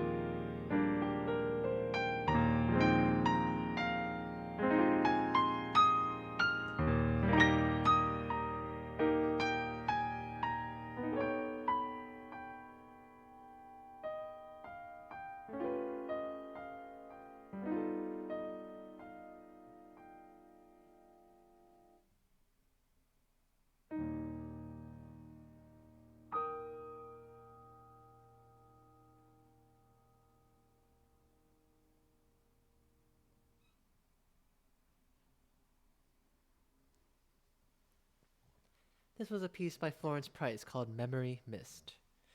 Retzel says, "It's people like you that keep her memory alive, TBH. You're sharing that with all of us right now. Her memory is actively growing." Oh, thanks. That's very kind of you to say. I appreciate it a ton. I'm glad. I feel like I have single-handedly made a lot of people on this website learn about Florence Price, which I'm actually genuinely proud of. So thanks. That means a lot. Okay, I didn't hear about Florence Price at all until I was like 19. One thing that musicologist says in this article is he says, when you write about Florence Price, what's important is how you came to know Florence Price. What's important as a part of her story is how like you came to learn about the Florence Price story. And so I learned about her when I was in like the core music theory class at my school. My TA was this guy named Josh. He's really great. His entire senior thesis was like, I think doing a survey of music theory textbooks and finding like if they used any female composers. They didn't. And he like did this whole body of examples of how you can teach music theory using examples by female composers. It was pretty cool. So he used her symphony number 1 to talk about sonata form, I remember. Anyway, so that's how I learned about her. I'll play one more piece by her, and I'm going to open the requests queue. So requests are now open, although I will take a short break after this. Requests are now open, so if you want to hear something, you can now put it into the song list. This last song is one of my favorites, and it's undated. I don't know when this was written. Oh, Nocturne by Amy Beach, great choice. I don't know when this was written, but it's really wonderful. I love this one. It's a reverie. A reverie is a word that means like a dream or like a fantasy. And I think this piece sort of has a lot of what makes Florence Price special. It's a little melancholy at times, it's very nostalgic, it's sort of flight-like, it's dreamy, it's cozy. I adore this piece. I think it's so good, and I hope you enjoy it too. Here's Reverie by Florence Price.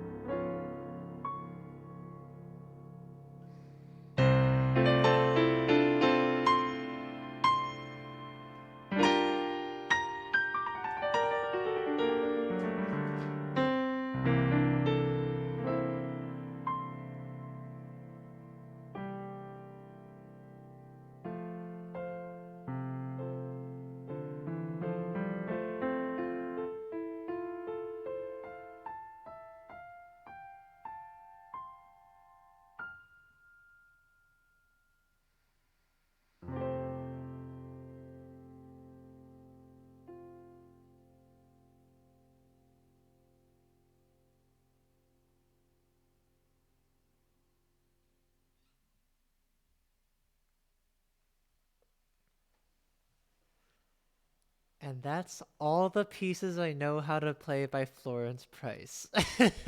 I pulled out every single one that I knew how to play today, so All right. Wow, I did it. That was a lot. All these like concert streams go on for so much longer than I think they will, and I'm so sorry to anyone who like actually has to stay through the whole. Well, actually decides to stay through the whole thing, because I always think they're going to be short, and they're just not. So, uh, oh well. Owen's put in the Nocturne. Apparently, Russell put in something. Uh, Owen says this feels very over the garden wall for some reason. Exactly, as Mongoose said, it has that very American kind of style. Wagon of Lag says, "Thank you very much for sharing your passion for Florence Price with us. Made my night a little easier." Aw, I'm glad. And I'll see you later, Delta. Also, thanks for stopping by. I'm gonna end with my. I wrote a big paper on her for class, and I'll end with a bit of this thing. Whatever. I'll just say one last thing. Florence Price herself was rather shy. Apparently, she was a little like she was. Apparently, she like struggled to promote herself as a composer. We can see this from her letter, right? She said to herself, she was like, I have this detestable but seemingly unconquerable shyness. Magu says, imagine going to a recital and the person playing at the end said, sorry for playing music. All right. I won't apologize. Okay. Aw. Secret Grey, thank you for the sub.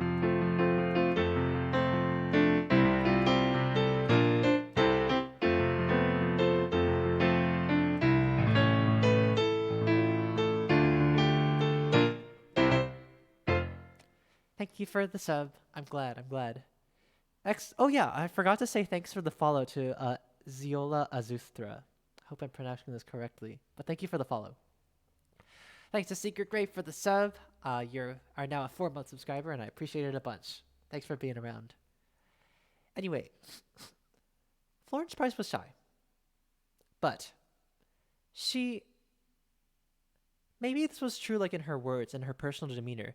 Apparently she had this whole like misunderstanding with William Grant Still. Like she thought he was snubbing her because like she missed one of his letters, and then he thought she was like snubbing him, and then eventually they made up. Anyway, but maybe she was shy like in her letters or in her personal nature. But I find her music very bold. She was inspired by the women around her and the men around her and some composers who came before her and her communities to write music that's very bold. It very actively puts her African American heritage at the front. It's an inalienable part of the texture of a lot of her pieces. And she makes these statements, and they're so bold, and they're so wonderful, and they're so beautiful, and I love them so much. And I admire her so deeply for all of her determination and all of the beauty in her music. So, thank you for coming to this stream about Florence Price. I hope you enjoyed it. Okay, I'm going to take a break, but I'll be here. Amanda says, thank you so much for this wonderful lecture. I don't think we covered much about Florence Price in my courses, so this was very eye-opening. Have a good night, Amanda. Thanks for stopping by. I'm so honored you stayed for the whole time. So, yeah, thanks to everyone who stayed the whole time. This was a lot of fun. I appreciate it dearly. I also have to thank, who else should I thank? My professor, Mark, who is a great musicologist, and I probably stole a bunch of like his speaking style when I was doing this. I have to thank my professor for writing about music, Elizabeth Abate. And I also have to thank a lot of scholars whose work I'm drawing upon. Ollie Wilson, who else? Linda Ray Brown, of course, who wrote this book. Samantha Ege, who writes about Florence Price a bunch and plays her music. Who else? A bunch of other people. That's why I have a works cited in my thing. So, Secret Grey says I drove from Texas and brought items from my past with them. Wow, cool. And a guitar. Oh, right, and you're seeing a Florence Price concert. Nice. If you could drop the link in Discord, that's great. Yeah, by the way, everybody, to anyone who doesn't usually watch my streams, I have a Discord server. It's a nice place to talk about music and memes and food, and also a good way to get notified for when I stream. Another way to do that, of course, is to click the follow button, which is over there. It's the little heart thing. If you're interested in catching more of my streams, I actually stream about 4 times a week on Mondays, Wednesdays, and Fridays, and on Sundays. Sundays, cello days. The stream isn't over. I'm just advertising myself for anyone who's new here. So, yeah. Okay. I'm going to hydrate and stretch. Someone redeemed a hydrate and stretch earlier, and I totally forgot about it. So, I've been playing and talking for about 2.5 hours, and it's definitely a good time to do some stretching. I bet some of you might have been sitting in your chairs for about that long or longer, which is okay, but it means it's time to stretch. Let's do so together in 3, 2, 1.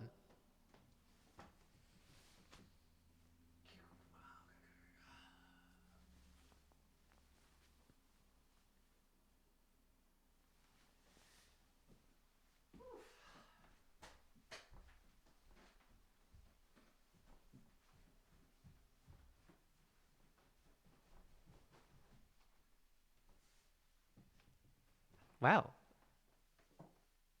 I thought that was a pretty good lecture. What do you guys think?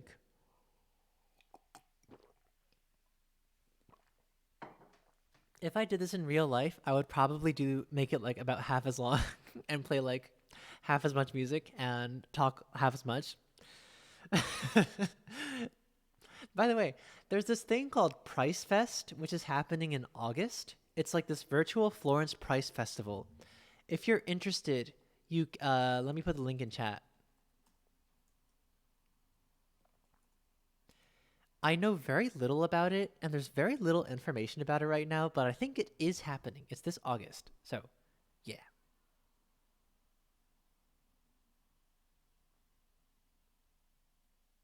Okay. Do you take these and upload them to YouTube, says Retzel. I actually do upload all my VODs to YouTube. They're just like in they're in a playlist, but the videos themselves are unlisted. I actually lost a few VODs because I forgot to do some uploads, but um um this one will be on YouTube, yeah. They're not private, they're just unlisted, but they're in the playlist called Twitch VODs. You should be able to access it on my YouTube channel. I might make this one public though. I thought this one was pretty good, and I didn't make that many mistakes in the pieces, so I think it's worth making public. Retzel says, I wonder if Florence Price ever took stretch breaks like these. I bet she did. She lived to 66, so, she must have done some kind of exercise. I should publish it, says Retzel. Okay. All right, let's get to the request portion of the stream. The first request is from Owen. It's Amy Beach's Nocturne. I adore this piece. I think it's so good. Who's Amy Beach? Amy Beach, I actually mentioned her earlier. She's an American composer who lived from something like, I think, 1860 to 1930 or so. She was basically a child prodigy. Apparently when she was 1, she could sing like 15 songs. And she was one of the American composers who was active in Boston in the late 1800s and early 1900s. She's really great. Her music is really cool. And this is a nocturne by her. If you're interested in her music, I would highly recommend her piano quintet. It's really good. So, thanks to Owen for this request. This nocturne is from 1924. Let me open Twitch chat on my phone just so I know what's going on.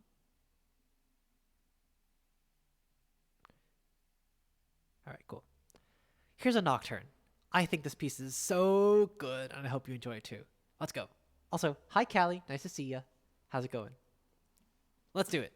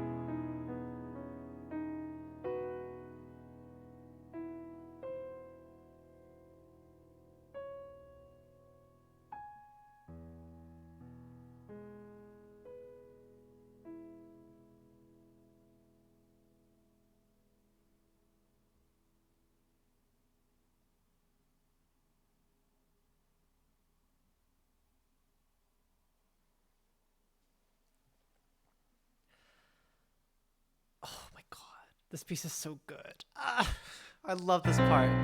This part is so good.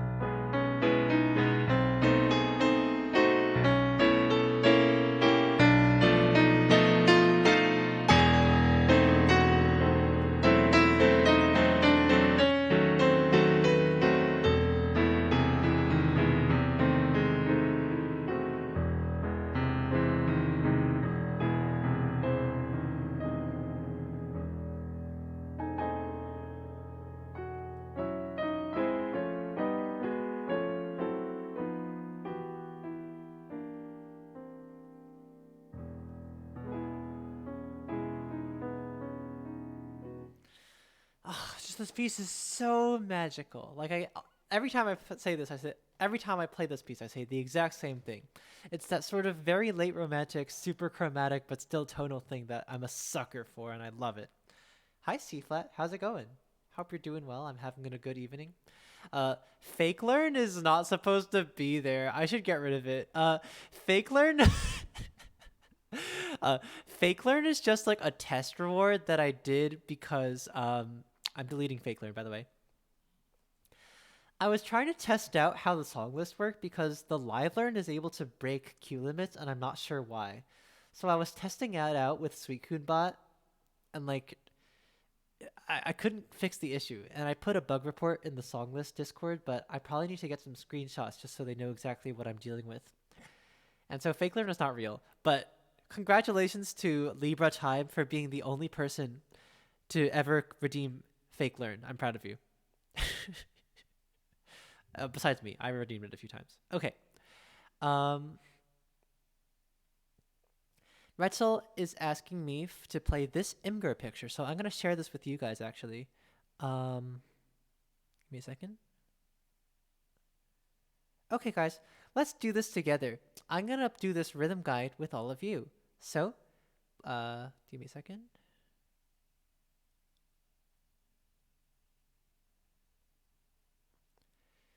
Please join me, everyone, as we do this rhythm guide, okay?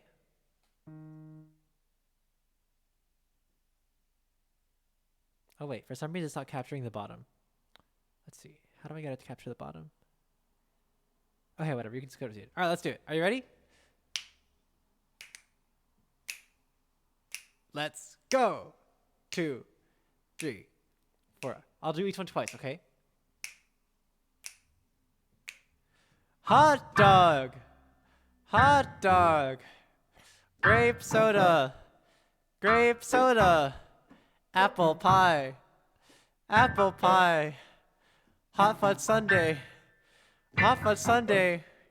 Coconut shrimp. Coconut shrimp. Rice Krispie treat. This is kind of fast, actually. I'm going to slow it down. Rice Krispie treat. Rice Krispie treat. Chocolate strawberry. Chocolate strawberry. Cinnamon oatmeal. Cinnamon oatmeal. Milk and cereal. Milk and cereal. Cereal and milk. Avocado toast. Avocado toast. Cheese. Ravioli. Cheese. Ravioli. I did that wrong. Wait. Cheese ravioli. Cheese ravioli. Strawberry ice cream. Strawberry ice cream. Chips and guacamole. Chips and guacamole. Tater tot casserole. Tater tot casserole. Pepperoni pizza. Pepperoni pizza.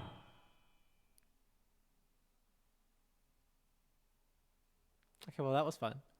Thanks to Retzel for the request. I hope you enjoyed that rhythm guide. Now you know how to do more rhythms than you did before. The next song... that was really funny. Okay. Okay. Well, that happened. The next song is Memory by Lena Orsa. I just played this a week or so ago, and Grax told me that this piece was composed in memory of her father, I think. So... what did I walk into? You walked into some rhythm exercises. Rhythm exercises are very important. That was some rhythm. I agree. All right. This is a piece called Memory by Lena Orsa. Who requested this one? Zenzi, yes. Thanks to Zenzi for the request. This is a very bittersweet kind of piece, and I hope you enjoy it.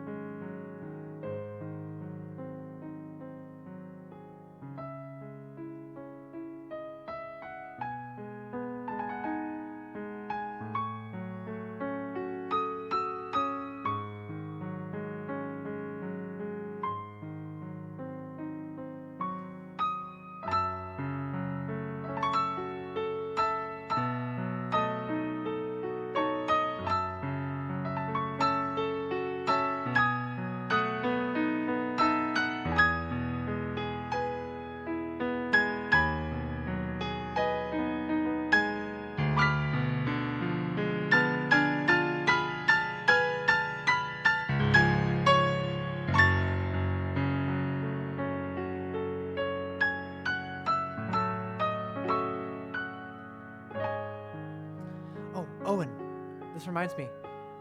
I finished Attack on Titan.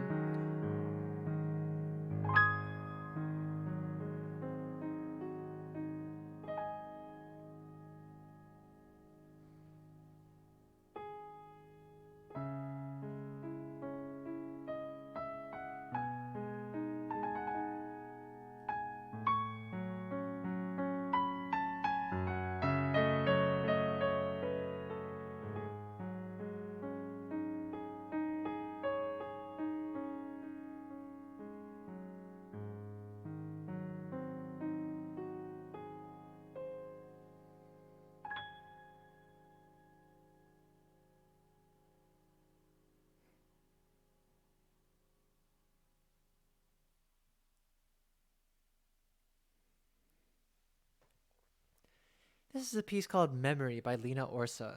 Is it Lena or Lena? Does anyone know? I don't really know this composer. Thanks to Zenzi for the request. I hope you enjoyed this one. No spoilers, yeah, I won't spoil anything. I will say, so Owen, you know how Isayama, the author of Attack on Titan, leaked the... never mind, I'm not going to say anything. I'm going to say I liked the ending. I liked the ending a lot, and I definitely cried. Yeah. I thought the ending was really good. Yeah. Can't believe Attack on Titan's over. It's been so long. I've been reading Attack on Titan since like 2012 or something. It's been almost a decade I've been reading it. I was definitely reading it in 2014. I remember because in English class, we had to analyze a work of fiction and talk about the feminist aspects of it. For example, like one of my we had partners too. So like a couple of my friends did like Mario, right? And they were like Mario is a little bit sexist because like it's just because like the female characters are always getting saved and the male characters are like everyone else. Or someone else did I forgot literally every other one. But we did Attack on Titan. We were like I think we said like Attack on Titan is like a fairly feminist piece of work because there are a lot of strong female characters and they have a lot of different roles in the plot. Like there's Mikasa who's the hero. There's like blank, I'm not gonna spoil, who's like the villain. There's Historia who is like another hero but in a different way. She's less actiony, you know. So that being said, if I think back on Attack on Titan, it's not like perfect in that respect because it is true still that a majority of the fighting characters are guys. But it does pretty well. The Krista lens, true. The feminist lens. Hi, Rachmaninoffs. Rachmaninoff says, once you read this, you will be manually breathing.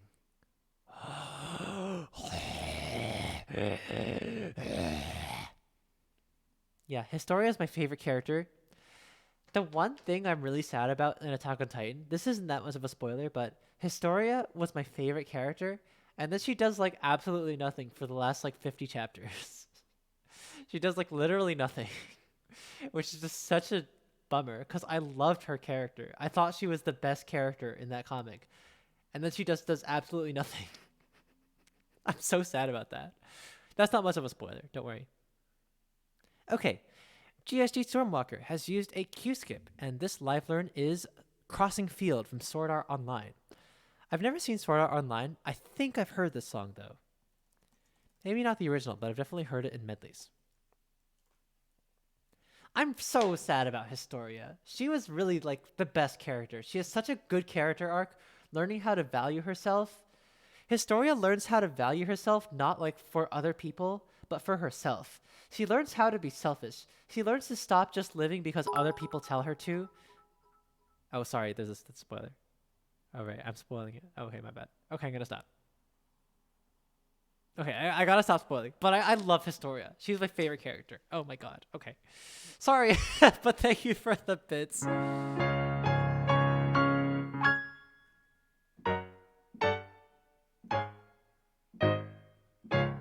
Alright, sorry for the spoilers. Okay. My bad.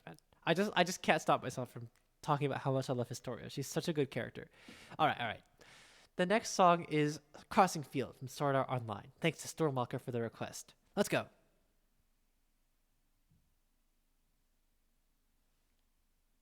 Oops. Sorry.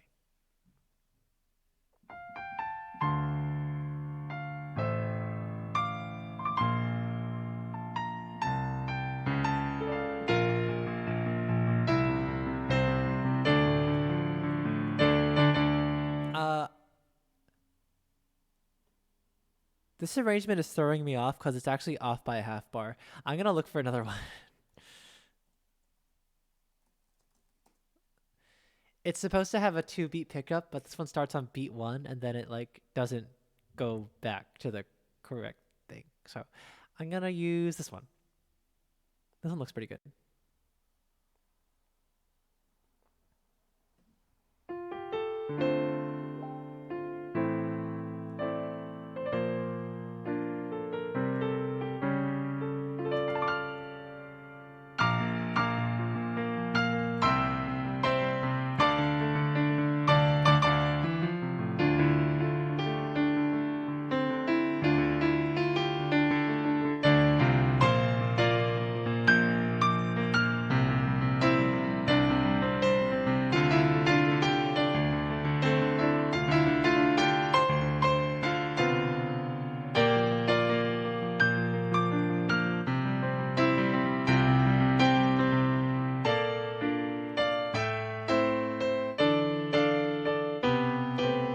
Sorry.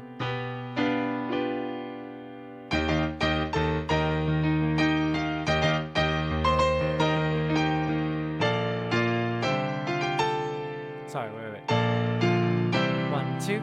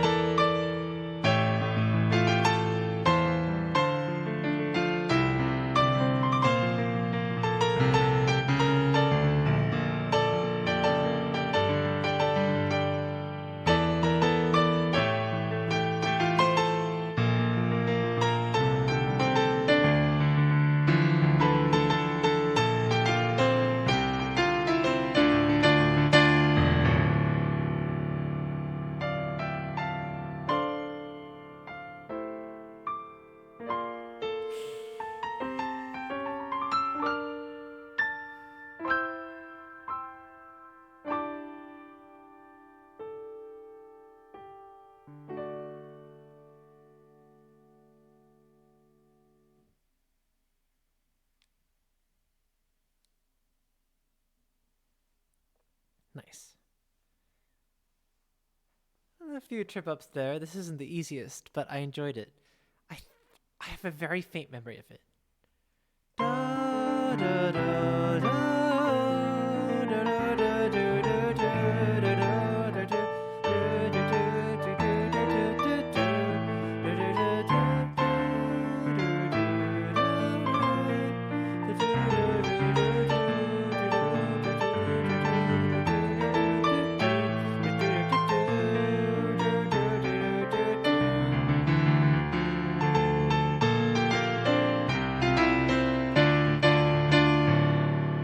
Oh, that's really cool. I like this a lot. I should listen to the real thing. I think that was really cool. Thanks to Stormwalker for the request. Let me also give a shout out to GSG Stormwalker who's in the chat. Stormwalker is a streamer. I met him while we were playing Among Us last Saturday. He's quite cool, and he streams stuff on Twitch such as Among Us and also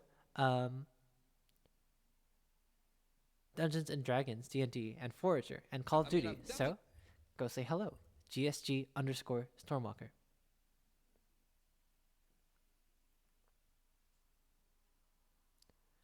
Let's see. Another Q skip. Okay. I'll play this Q skip song after the next one, which is Patient is the Night.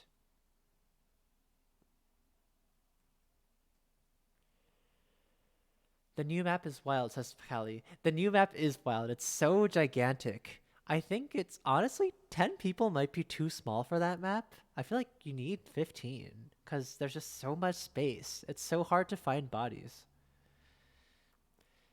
This is a song from Over the Garden Wall, which Owen, the other Owen, mentioned earlier.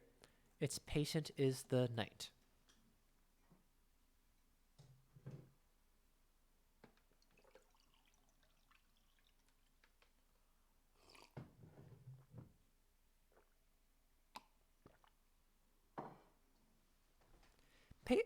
Over the Garden Wall is a cartoon about two brothers who get lost in the woods, and along the way they meet all sorts of colorful characters and people. Hydrate and stretch. I'll do that after this song. Thanks for the reminder. One group of people they meet are the citizens of Pottsfield. There's this rather nice village, a farming village, where all the people are like pumpkin people. They all have pumpkin heads. At one point, the brothers, I think they like accidentally knock over a grave or something, and then they are sentenced, and they're like, "Oh no, these spooky pumpkin people are gonna murder us!" And then they're just sentenced to work in the field for a few hours. So they're like, "Phew!" And so while they work in the fields, this lovely song plays. Among the fields of straw and stover, clocked in till the workday's over. Time's a gentle stream, longer than it seems. Patient is the night. Oh, how I long to see her face now, her starry moonlit gaze now. I know she's never late, still anxiously I wait. Patient is the night.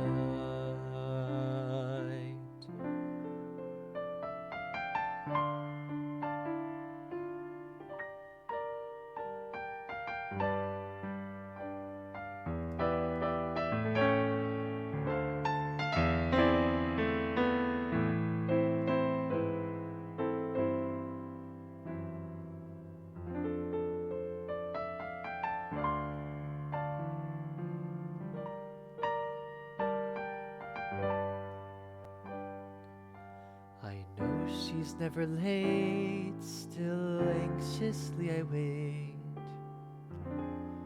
Patient is the night.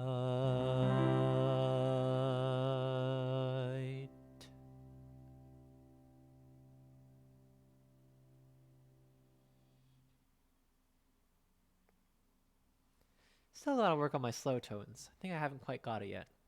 And thanks to Have a Plan B for the follow. I hope you're enjoying the tunes. GSG Stormwalker has redeemed Hydrate and Stretch. Right, I've been playing for almost 3 hours. I'm going to close the queue relatively soon also. So if you really want to hear something, you better get it in soon. So, I'm going to stretch. Let's do it together. In 3. Oh, yeah, by the way, you should also get up and stretch with me. Come on, let's do it. Across the world. In 3, 2, 1.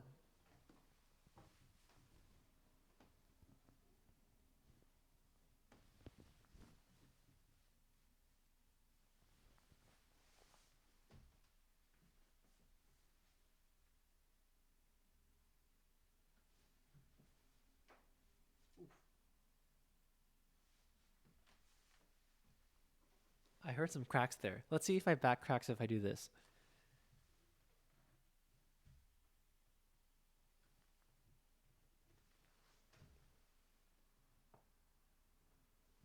Okay, one crack. Okay, all right, let's go on.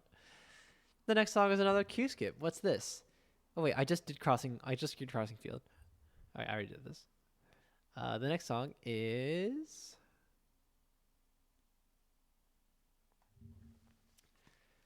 Fogo im Kafig from Attack on Titan. Ooh, do I remember this song? I'm not sure. What does Fogo im Kafig mean again? Fogo is like a bird or a wing, right? I don't remember. I'm gonna look this up. Bird in the sky, maybe? Focal im Kafig means... What does it mean? Please help. Bird in cage. Okay, thank you. Oh, Tefak, yeah, baby. So for the melodica reward, you actually do have to pick a song. But just pick a random song and I'll just do something random. Don't worry about it. Okay. Hello, Adam. Nice to see you. Hope you're well. All right. Here's Vogel im Käfig. German is difficult. Thanks to Stormwalker for the request. Let's do it. This is from the anime Attack on Titan, of course. Did I change the title? Yes. Oh. It didn't load properly. Let me try again. Okay, let's go.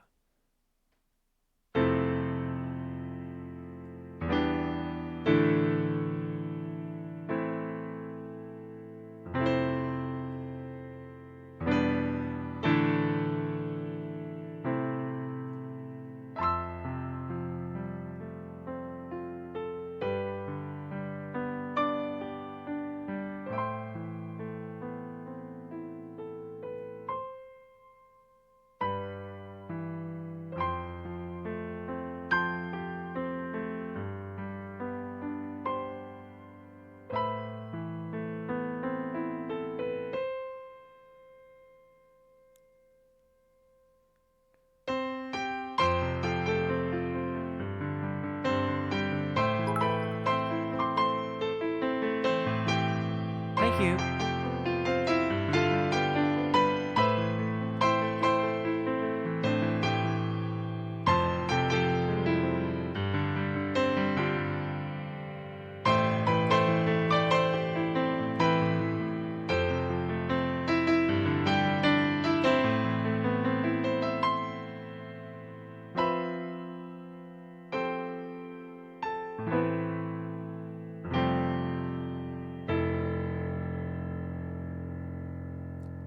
Oh, thank you to an anonymous cheerer for the 1 bit. Oh.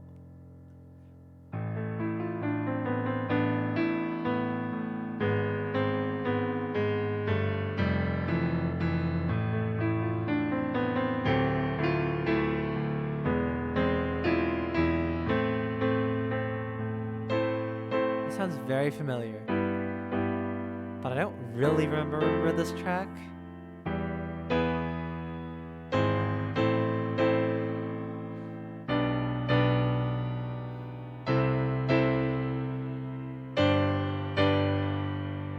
Uh-oh, it gets really hard.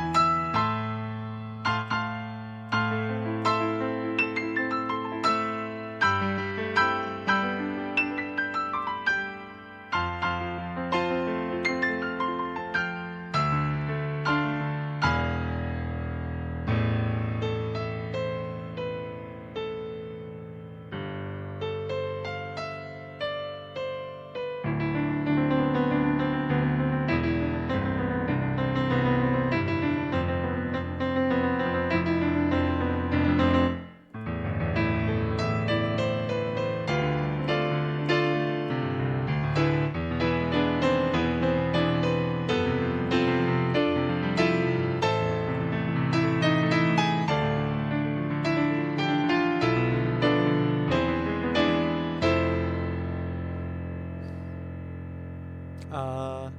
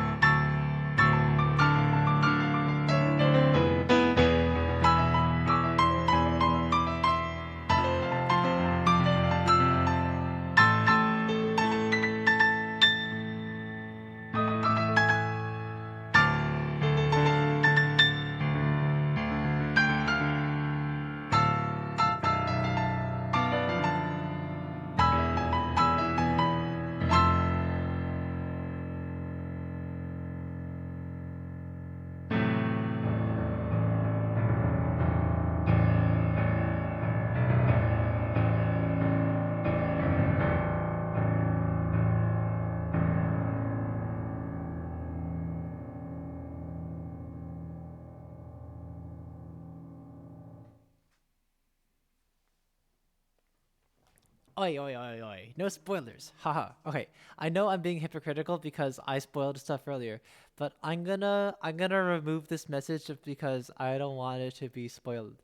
How do I remove the message?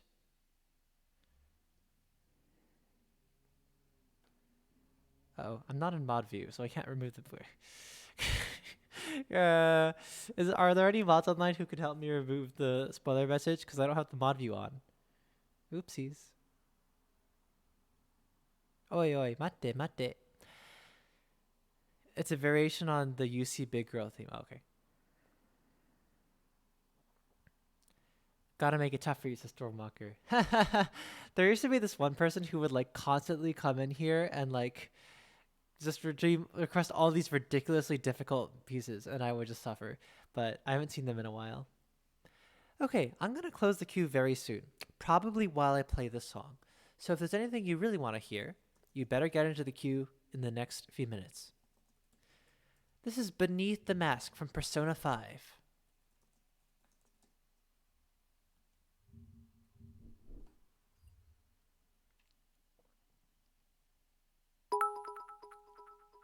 Oh, thanks to an anonymous cheer for 1 bit.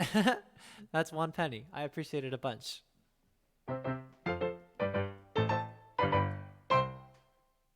Okay, cool. So, get in your last requests. Here's Beneath the Mask from Persona 5. Thanks to Faye Chaos for the request. Let's do it.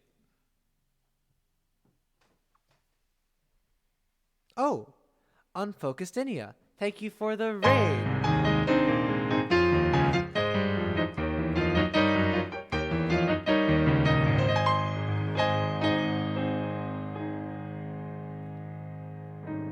I'm reading that Jer Rogue message.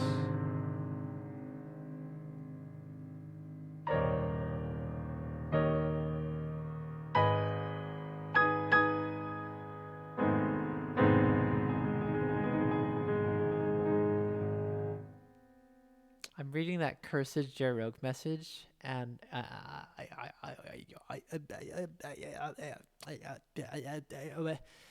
Christmas. I'm a little spooked, but hello to Unfocused Inia, and thank you so much for the raid. I hope you're having a nice evening and that you've been well.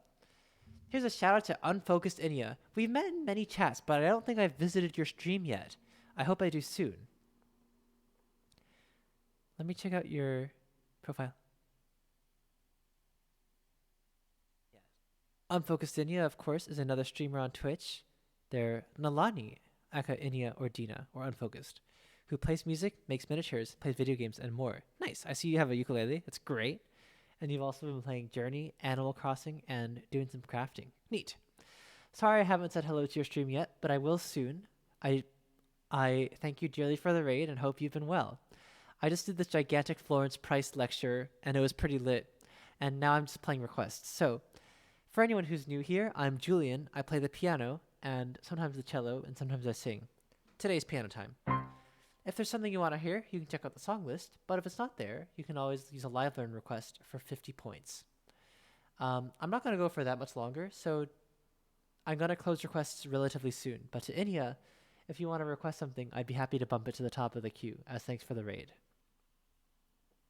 So, that's a cursed message from Jer. Hello to CQ. Hello to Zaynep. Hello to Toilet Paper Man, and thanks for the follow. And hello also to Shane Warren and Severamonto. All right, good night, Toilet Paper Man. You're doing a 12-hour stream tomorrow. Oh my, that's wild. You have 6,666 channel points. That's great. You could request 3 speedruns with that. Good for you. That's wonderful. Okay. Yeah, the Florence Price part of the stream is over, but that's okay. There'll be a VOD, and I will always talk about her anytime. So, anyway, where did the persona go?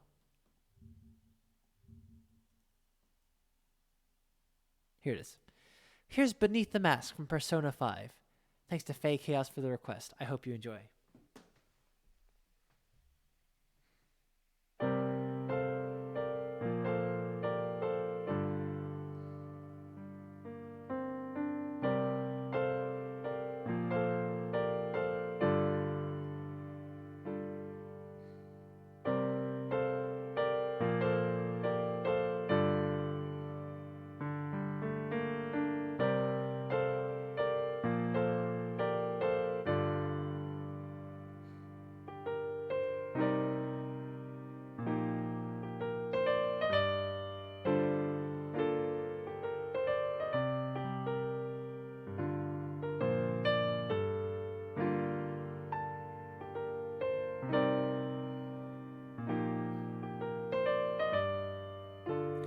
How many channel points for that? I don't know. I haven't decided actually.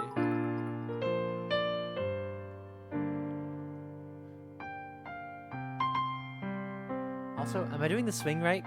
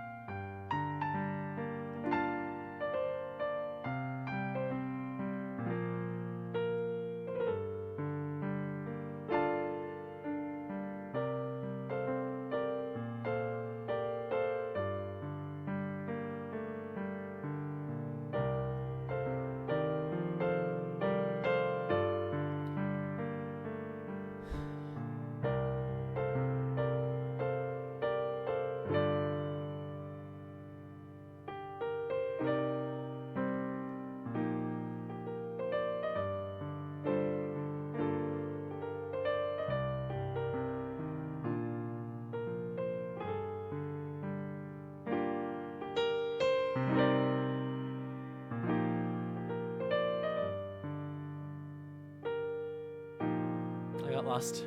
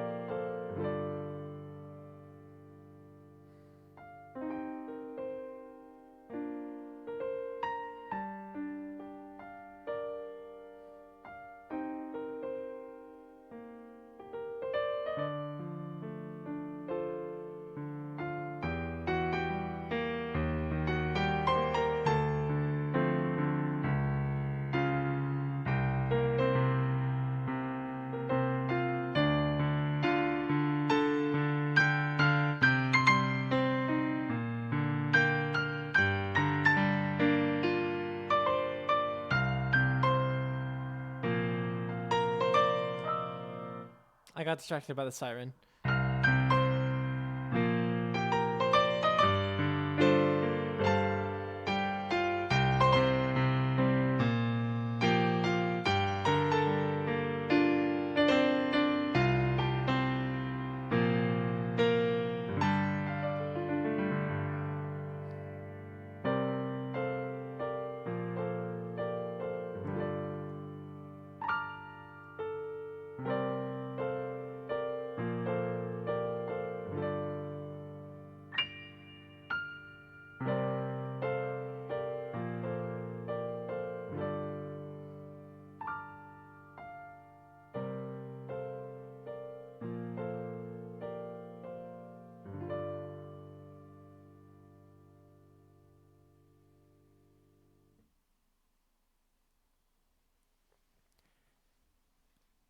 This was Beneath the Mask from Persona 5. Thanks to Faye Chaos for this request.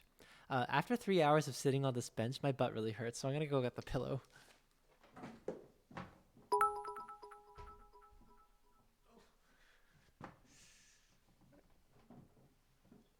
I haven't sat on like a hard piano bench in a very long time.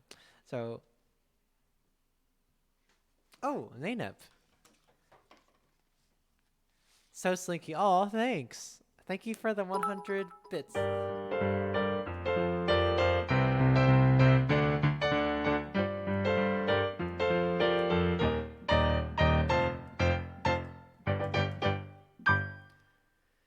Pillar redeem? Should there be a pillar redeem? I don't know. I haven't sat on like a hard piano bench in a long time, and also I think I just didn't like play as much when I was a kid as I do now. So it's hard for me to sit on this bench for a long time.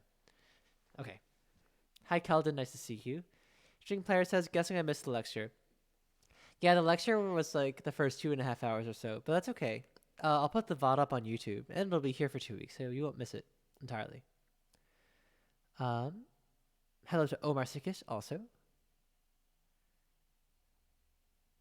Yeah, I'll talk about it for ages anytime. Honestly, you could just hit me up on Discord and I would literally just talk to you. A pillar redeem. Is your stream family friendly? It should be. My stream is like vaguely family friendly in that like, I'm like fully clothed and I'm not going to just like talk about vulgar subjects all the time. But you guys know, like I'll drop an F-bomb or like I'll stick in a dirty joke every now and then. So it's probably like PG-13, let's say.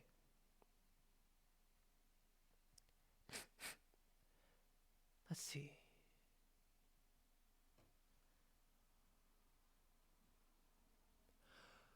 Oh, and also CQ has redeemed Hydrate and Stretch. Okay, this will be a quick one because I just did it, but if you want to stretch with me, you can. I'm going to stretch a bit and hydrate. Let's do it together in 3, 2, and 1.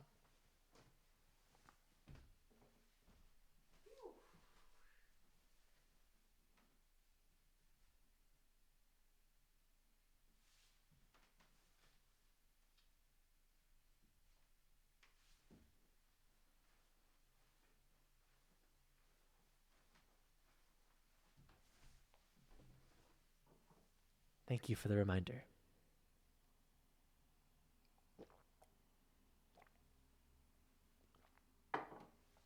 What's next? I was going to close the queue with that one, but I worry that some people who came with the raid might not have time to get any requests in that they might want, so I'm going to close the queue after this song now. So get in your last requests if you really have any. Someone says F-bomb? One F-bomb for stream. Fanny Hensel, true. El Chamo says drop those F-bombs. You missed it? Oh, did you miss the Florence Price? That's okay. Again, the VOD will be anywhere. Don't forget to roll your arms backward to help with posture. Thank you, the string player. I appreciate it. Okay, cool. All right. This is Merry-Go-Round of Life from Hal's Moving Castle.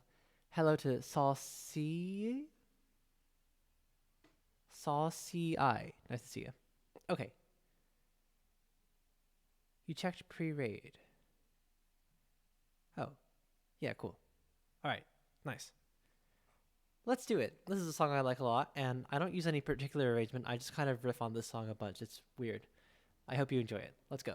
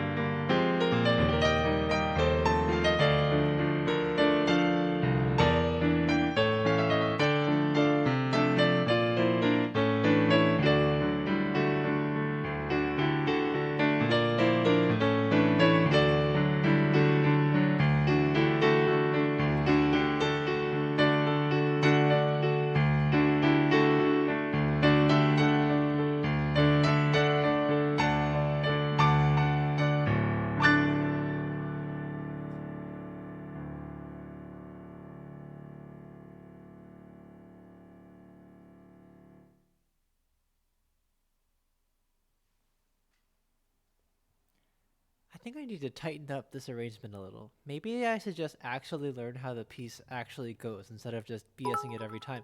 Oh, thanks to Unfocused Idiot for the 500 bits.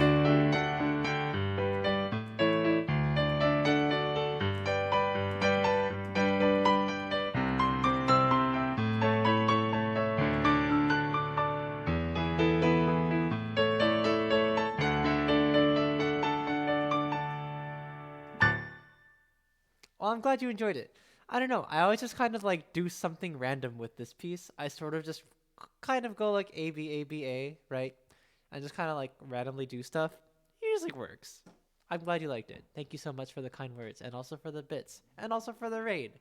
Another shout out to Unfocused Inia. I've met her in many chats, but I haven't seen your stream yet. I really want to though. She's a musician and also a game player and also a crafter. She's very friendly. I've met her many a time, and you should go check out her stream. I will definitely do so when I can, as soon as I can, very soon. Cool. Requests are now closed. Thanks for the Suikun's pick. Just to check, is Libra time here? I feel like Libra time is not here, but I don't know. Ooh, this looks fun. This music is very small and it's for ants, but it's okay. I have very good eyesight. This is a song from the anime Alt Noah Zero. It's called Alize? Alize? Alize? Not sure. But it's a request. This is a request from Lexter Alex, and I'll do my best. This looks like fun. By the way, I'm just going to plug again. I have a Discord server. If you're interested in talking about music and anime and memes and food, four of the most important parts of my life, you can join the Discord and say hi. It'll be fun. Okay. I don't know how to pronounce this title, but it's lowercase a, capital Lie, lowercase z. So, this music is very very small. I will do it. Let's go.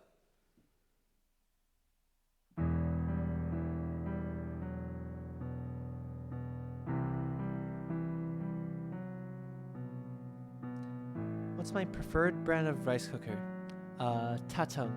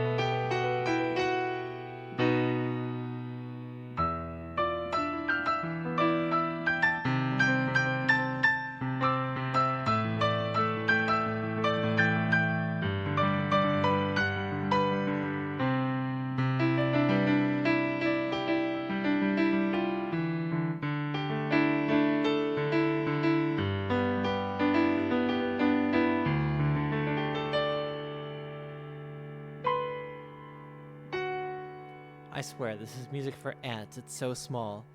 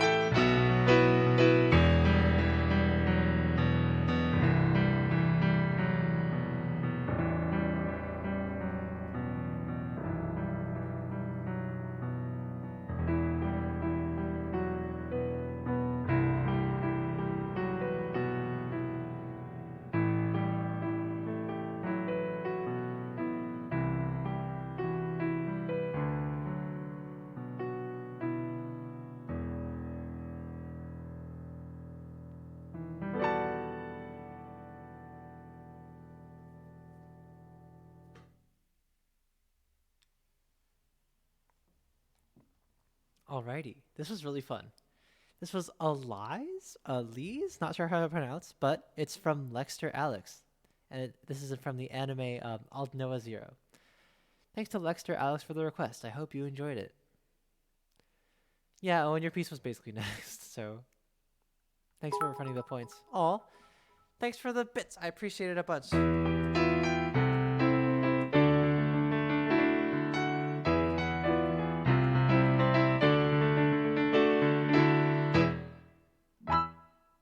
Hello, White Mass Sonata. Thanks for the kind wishes. Hope you're doing well too. I'm doing just dandy. Little tired, but it's coming to the end of the stream, so I'll be fine. The next song is Historia's theme from Attack on Titan. Historia is my favorite character in Attack on Titan, so I am really glad that I have this song. I think I already put this into my files, so let me find it. Yes, here it is. Again, I really think Historia is the best character in Attack on Titan. At least she was before she stopped having screen time. But I love her so much, and apparently this is her theme song. I haven't seen the part of the anime in which she's relevant yet, so I haven't encountered this. White Mass Sonata says, are you going to play Ciarino Sonatas? I actually don't know who Ciarino is, so probably not today. I'm not taking requests anymore because I have to go to sleep soon. So, this is Historia from Attack on Titan Season 3. Thanks to Owen for the request. Jer says, okay, this is done. Oh yeah, my preferred brand of rice cooker is Tatung. Maybe it's like Datong. I don't know how to pronounce it, but I use that brand. It's very good, very sturdy. Hi, Hawk. Nice to see ya. You like the Serena Pranatosaurus? Huh, never heard them before. Maybe I'll check them out. Rosie has redeemed goofy sunglasses.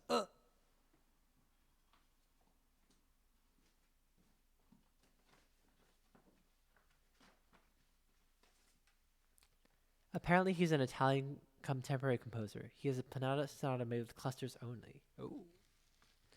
All right. Here are the sunglasses, the goofy sunglasses. I'm going to use these to play Historia's theme. Thanks to Rosie for redeeming the goofy sunglasses. Here's Historia's theme.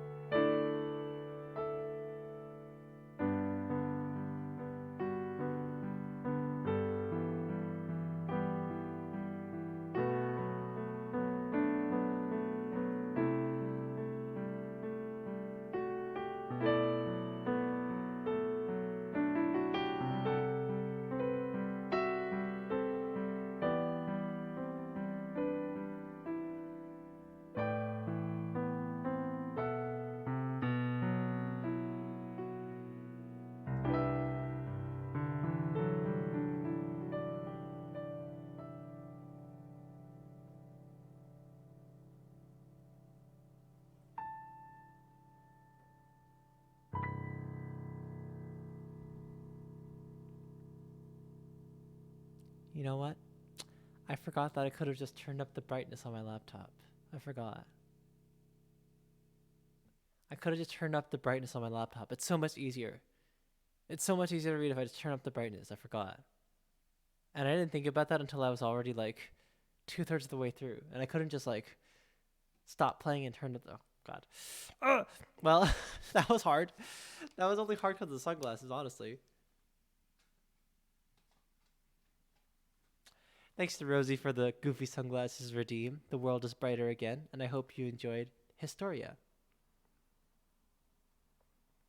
You cashed in all your points for this. Nice. Hawk says, I tried listening to the Price part of the stream, but I was tired and slept through a lot of it. That's okay. Sleeping is important. And if my music reached you in your sleep, it still reached you in some way, maybe. When people fall asleep to my music, I take that as a compliment, because our bodies only let us sleep if it feels they're in a safe place. Concert halls are safe places. They're cool, the seat is comfy, the music is comforting, and I'm glad that my music is like a safe place for people, you know? So when people say that they fell asleep to my concerts or whatever, I'm actually really happy. Dark Souls says, hello, play Wonderful on piano, I request your feet. No. I'm not taking requests right now. And I'm not into that. Okay. All right. This is Dire Docs from Super Mario 64. Thanks to Zenzi for the request. This one is also very friendly and comforting. That Historia theme was really nice. I really liked that. So thanks to Owen for that one also. Oh, Historia. She's my favorite character. I would marry her. Let me find the music to this one.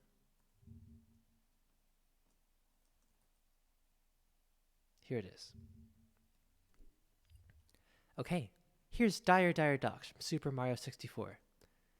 Thanks to Zenzi for this one. I hope you all enjoy it.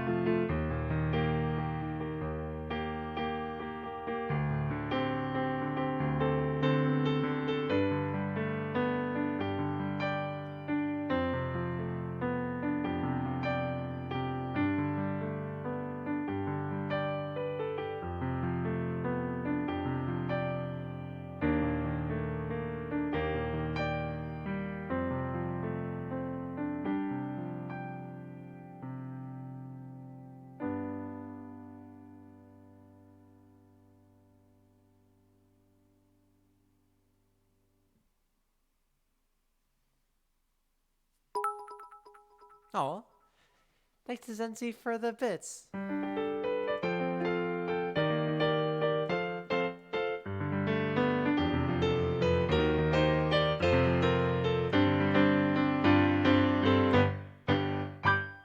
Thank you for the bits. I'm glad you enjoyed this one.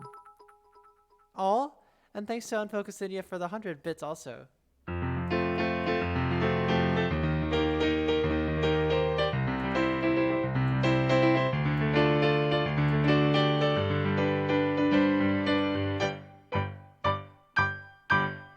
Hooray. That was fun. Mongoose says, this tune made the water levels bearable in Super Mario 64. I mean, I never played Super Mario, so oh well. Dark Souls Sizer says, you didn't have to. Thanks though for reading, always. Love listening to your skills with your fingers on the piano. Thanks. I'm glad you enjoy hearing the music. Let's see. Rosie knows this one. Cool. I never played this game, so I have no memories associated with it. And hello to Paramojos? Paramojos? Not sure how to pronounce that, but hello. Welcome to the stream. Mongoose says, 90% of my memories of those levels are stressed child. I see. Oh well. I'm still a stressed child, so it's fine. This song is from Attack on Titan. It's Ashes of the Fire. Ooh, this looks like it'll be fun. I haven't seen Attack on Titan since season 3, so I'm a little behind. But I did just finish the comic the other day. Oh my god. Wow. Okay, let's try this. This looks difficult, but I will do my best. Whose request is this? Is it Lexter Alex? Yes, this is Lexter's request. I hope you enjoy this one. This looks like it'll be fun. Let's go.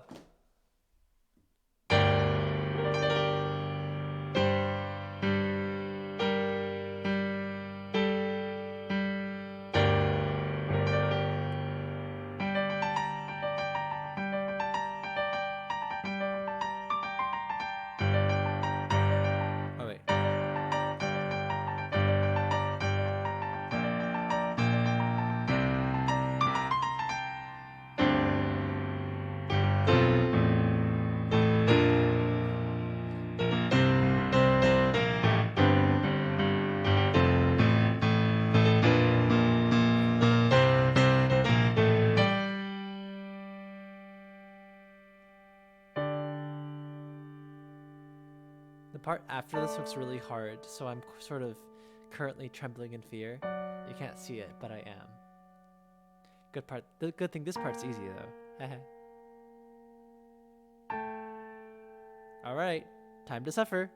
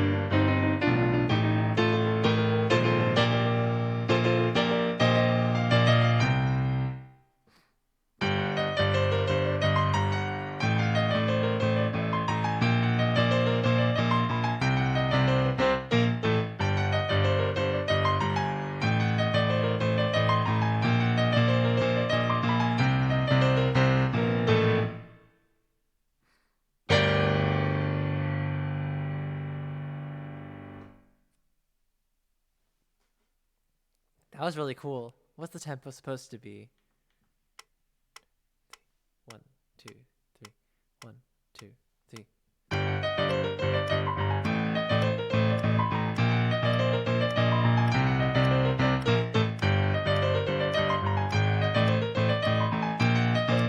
Oops.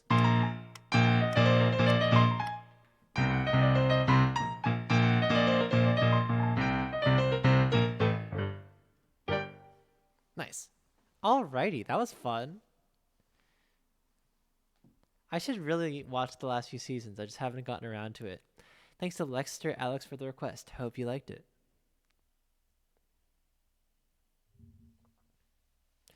Okay, the next song is Sadness and Sorrow from Naruto. Let's get sad, everybody. Hooray! Sadness. Hooray! Sorrow. Hooray! Yeah! Sadness. Woo! Sorrow. Yeah! Woohoo! Yeah! Okay. This is Sadness and Sorrow from Naruto. My favorite Naruto meme is the one with like the swing, and it's like a picture of the swing. It's like a Tumblr screenshot, and it's like, when you see this swing, you know the tears are coming. And then the comment says, that swing had more screen time than 1010. Lexter Alex says, a bit of practice and it's going to be perfect. Thanks. If you keep requesting it, I'll keep practicing it. Daniel says, I'm going to quote Rebecca Sugar here, the great artist and musician, and say, I think crying is really funny. All right. Here's Sadness and Sorrow from Naruto.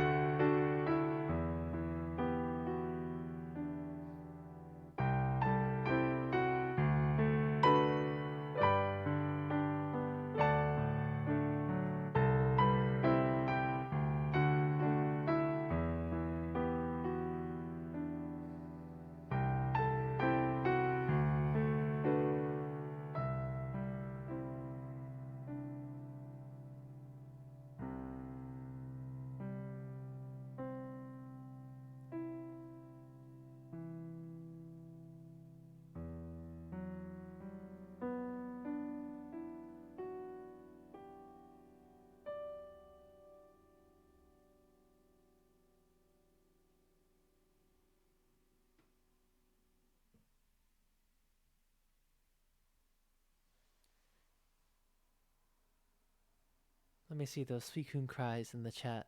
This was Sadness and Sorrow from Naruto. Does anyone know why people on MuseScore really like using like the octave clefs? Like nobody uses octave clefs. The only people who use octave clefs in the real world are tenor singers. Like why do and bass players. Why do so many people on MuseScore like using octave clefs? It makes me so angry for no reason. I don't know why they do it. For some reason, this person thought that a bass clef 2 octaves up would be a good idea. It has a 15 on it. Huh? Who thought that was a good idea? Huh? Oh well. Other than that, this is a quite good arrangement. All right. Don't get me started on MuseScore, says Jer. Yeah, the thing about MuseScore is that anyone can use it. That is a blessing and a curse. It's good that music notation software is widely accessible. It's really a good thing. That's a very good thing. It means that anyone can write anything they want, and that's very powerful, and that's a good thing. Music engraving software shouldn't be gated to like $500 software, you know? Like that's bad. But it means that anyone can do it, which means that a lot of it is by people who wouldn't spend money on notation software. Like people who would spend money on Sibelius or Finale, like they're making that investment. So it'll probably be like fairly good, right? The stuff they do. But like on MuseScore, you don't necessarily have that big intention of like investment. So that means a lot of the scores are very wonky. Oh, for example, this arrangement of Sadness and Sorrow is in 8/8 for some reason. Huh? Huh? Why is this an 8/8? Huh? Can someone tell me? Why is this an 8/8? Huh? What? And then this is the one I used. This is a very good arrangement. It's very good. But can someone tell me why this 15 bass clef is here? Huh? What? Huh? What? What? Huh? Why is this 15 huh? Uh-huh. Huh? Huh? I mean, it's a very good arrangement. But huh? Huh? What? Anyway. All right. Anyway, this next song is from Hunter x Hunter. It's called To Give a Marionette Life. I was just reading about Hunter x Hunter today. Some person on Reddit, like on the Attack on Titan subreddit, was like complaining about how the author of Hunter x Hunter like is always on hiatus and how it's like selfish or something. And and like it was really frustrating to read that comment. It was like, wow, how dare this author have like health problems and not pass it off to an assistant so we can finally get an answer to this story. And it's like, that's a person, you know, like, huh? His priority is not pleasing fans. His priority is like his own health. That's not something wrong. So anyway, it is too bad this series was always on hiatus though. It's To Give a Marionette Life. Yeah. As Lord Darnell says, hiatus ex hiatus. The waltz in 4/4. Yeah, the waltz in 4/4 is pretty wild, huh? Zainab says, because they didn't think it was possible to write the right hand in treble clef. You probably meant left hand. But yeah, I don't know. Okay. Here's To Give a Marionette Life from Hunter x Hunter. Thanks to Lexter Alex for the request.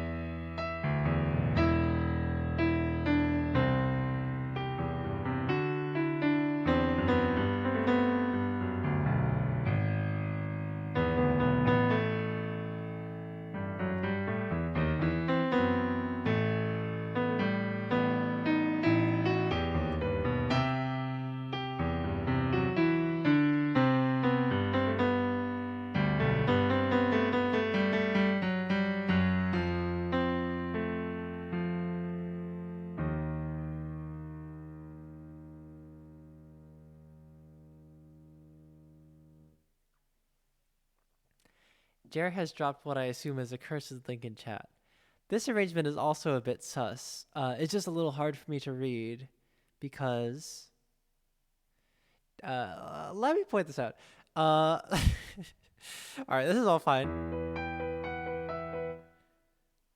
Why is this a G flat and an F sharp?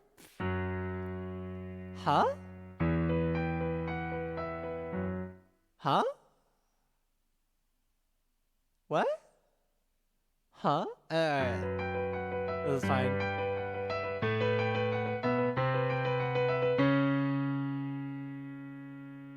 Why is this a D flat and a C sharp? Huh? What? Huh? Other than that, this is a fun. Oh wait. Also, huh? What's this? Huh? Huh? What? What happened here? Huh? Like I have to do some like galaxy brain rhythm counting. Huh? What happened? Other than that, this is a quite good arrangement. So thanks for the request. What did Jared put in chat something? Oh yeah, it's this.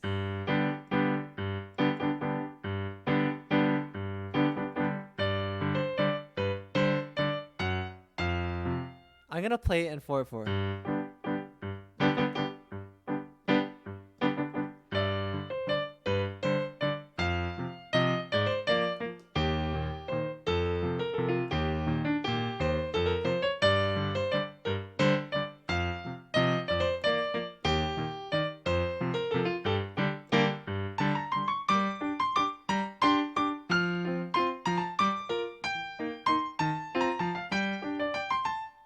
Am I doing the 4/4 well?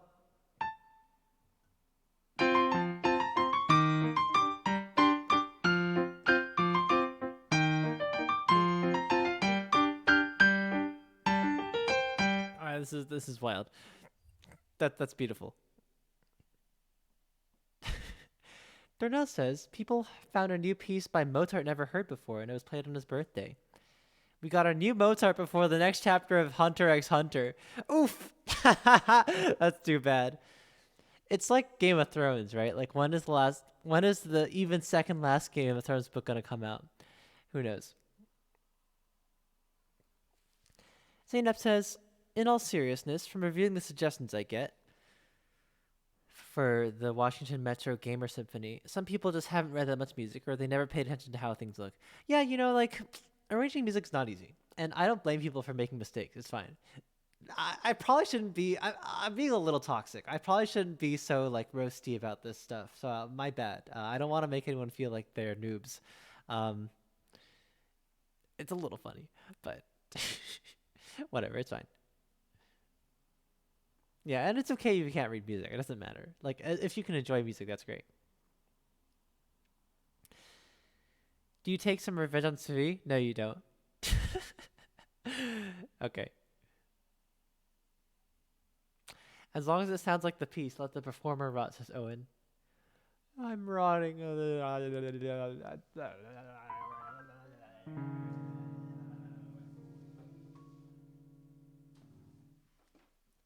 That was a suikun rot. The last request of the day is suikunkun's pick, and the note is a Fanny Hensel piece of your choosing. What piece am I going to play? What have I not played in a while from the year? Let's do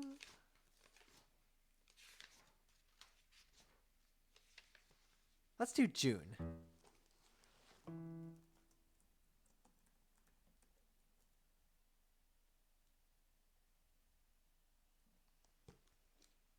Augmented seventh, true. Okay. This is a piece by the German composer Fanny Hensel. Who's that? It rhymes with moon. That is true.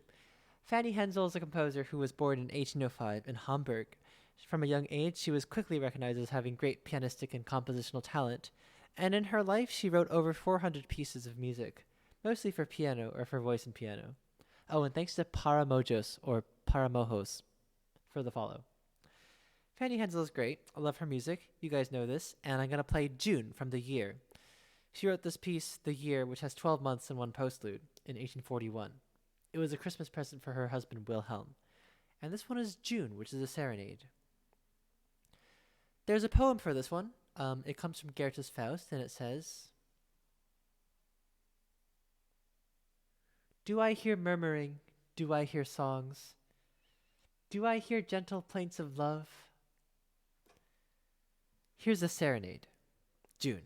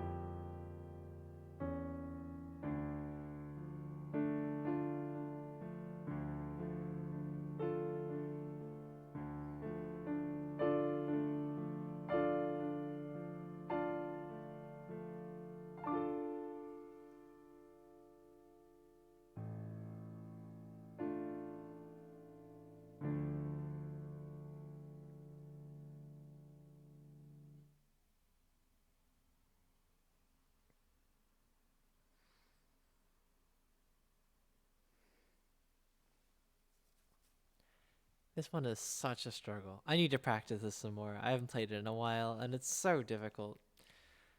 One thing I like about this one is that she just delays resolution for so long. The entire like first 3 minutes of this piece, there's like one cadence. There's one half cadence. And it just keeps going through different keys in different places, and it does not stop. It just keeps rocking back and forth. I think in the entire first 4 pages there are just 2 half cadences. That's the end of the intro. And then it just noodles around forever and then finally hits. That's a half cadence. And then, of course, finally, it hits this big last section. That part is so hard, too.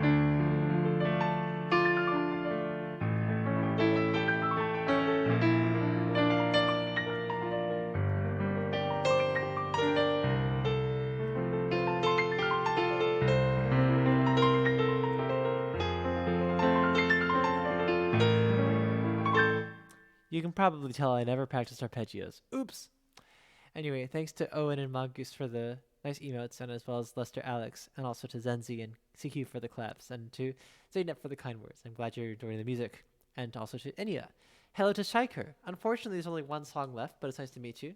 And thanks also to Cam006 for the follow. Okay, the last song of the day, as it often is Love Like You. Before I do the song, let me give a few thanks. I must thank 3 people. First, there's, what's her name? Something harpist, right? Something harpsit. Grace Harpsit, that's it. Oh, good night, Inya. Thanks for stopping by, and thank you again for the raid. Here's a shout out for Grace Harpsit. She's a harp streamer, recently new to Twitch, and streaming and making cool music. She rated first. Let's also thank another Inu fan. Another Inu fan is an artist on Twitch. She does visual art and recently has been making her own VTuber avatar. She's very friendly and streams from Monday to Friday. And of course, Unfocused Inya, who is going to sleep. Thanks to Unfocused Inya for the raid. I hope you enjoyed the music that you heard, and I appreciate it dearly. Unfocused Inya is a musician. She plays the ukulele and also plays games and does crafting. Yes, hi Nemo, we're just ending. This is a long stream. The last song of the day, as often, is Love Like You. Here we go.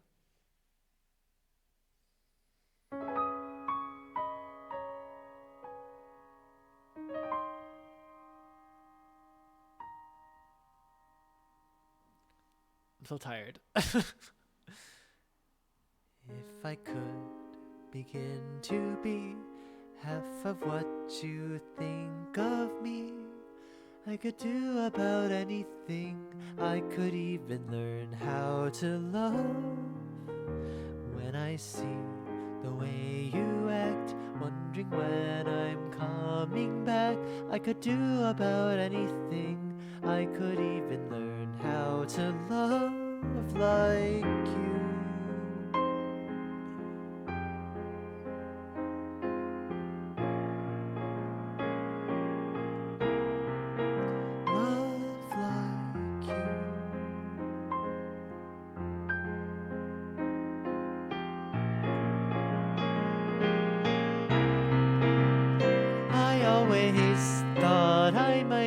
Bad now, I'm sure that it's true, 'cause I think you're so good and I'm nothing like you.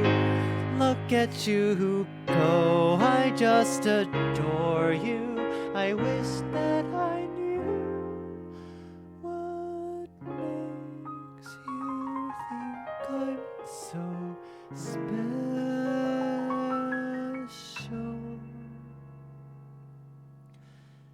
If I could begin to do something that does right by you, I could do about anything. I could even learn how to love.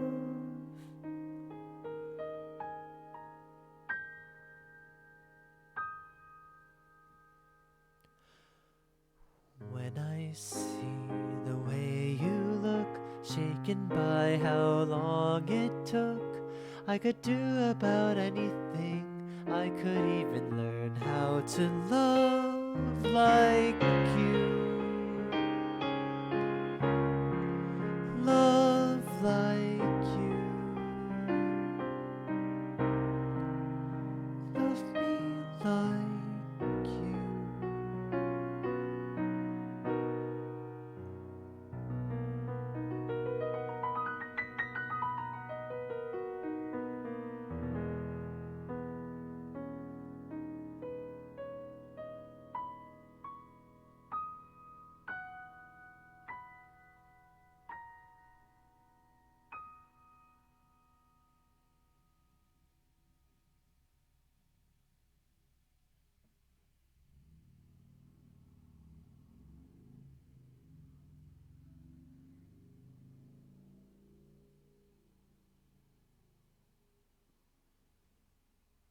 Vroom. Well, that was Love Like You. That was quite a motorcycle. A lot of motorcyclists.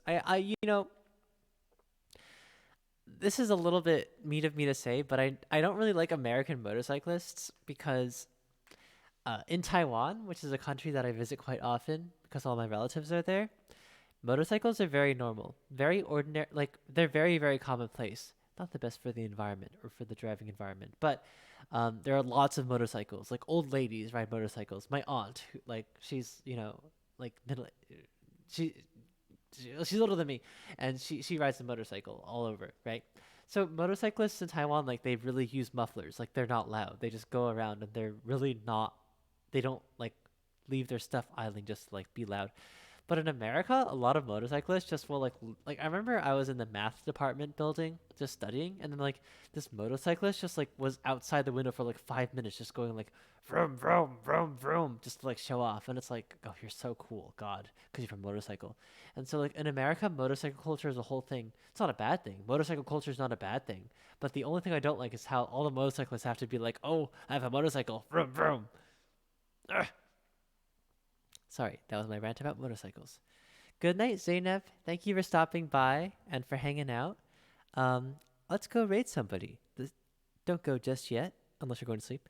We're going to go say hello to.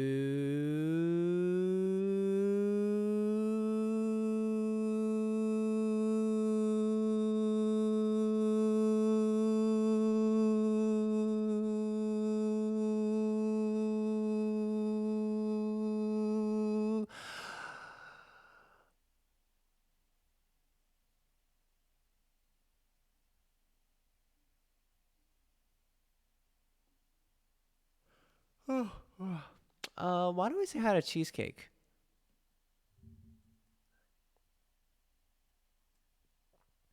Cheesecake has been streaming for how long?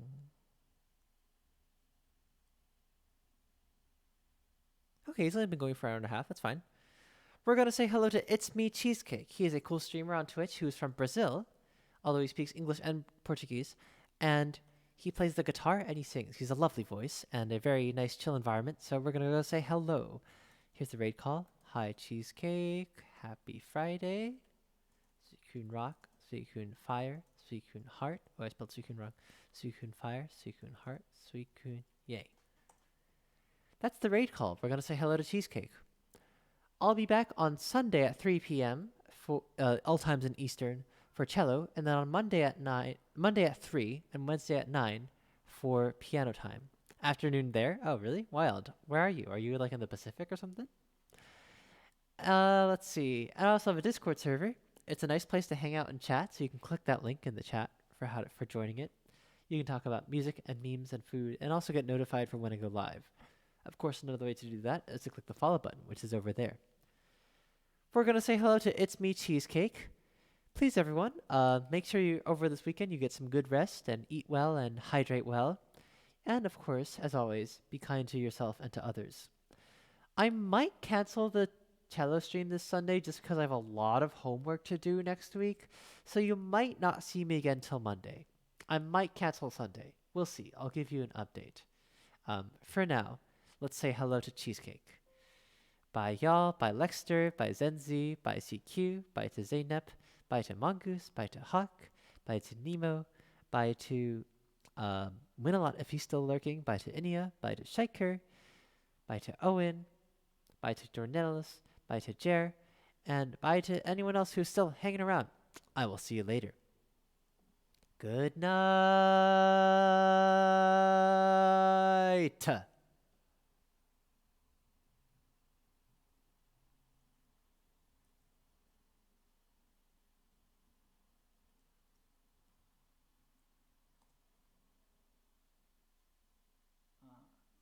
stroke of a cello. And talking about cello, Suikun here, he plays cello just wonderfully. How are you? Happy Forum Friday, Suikun. How was your stream, buddy? And what's up?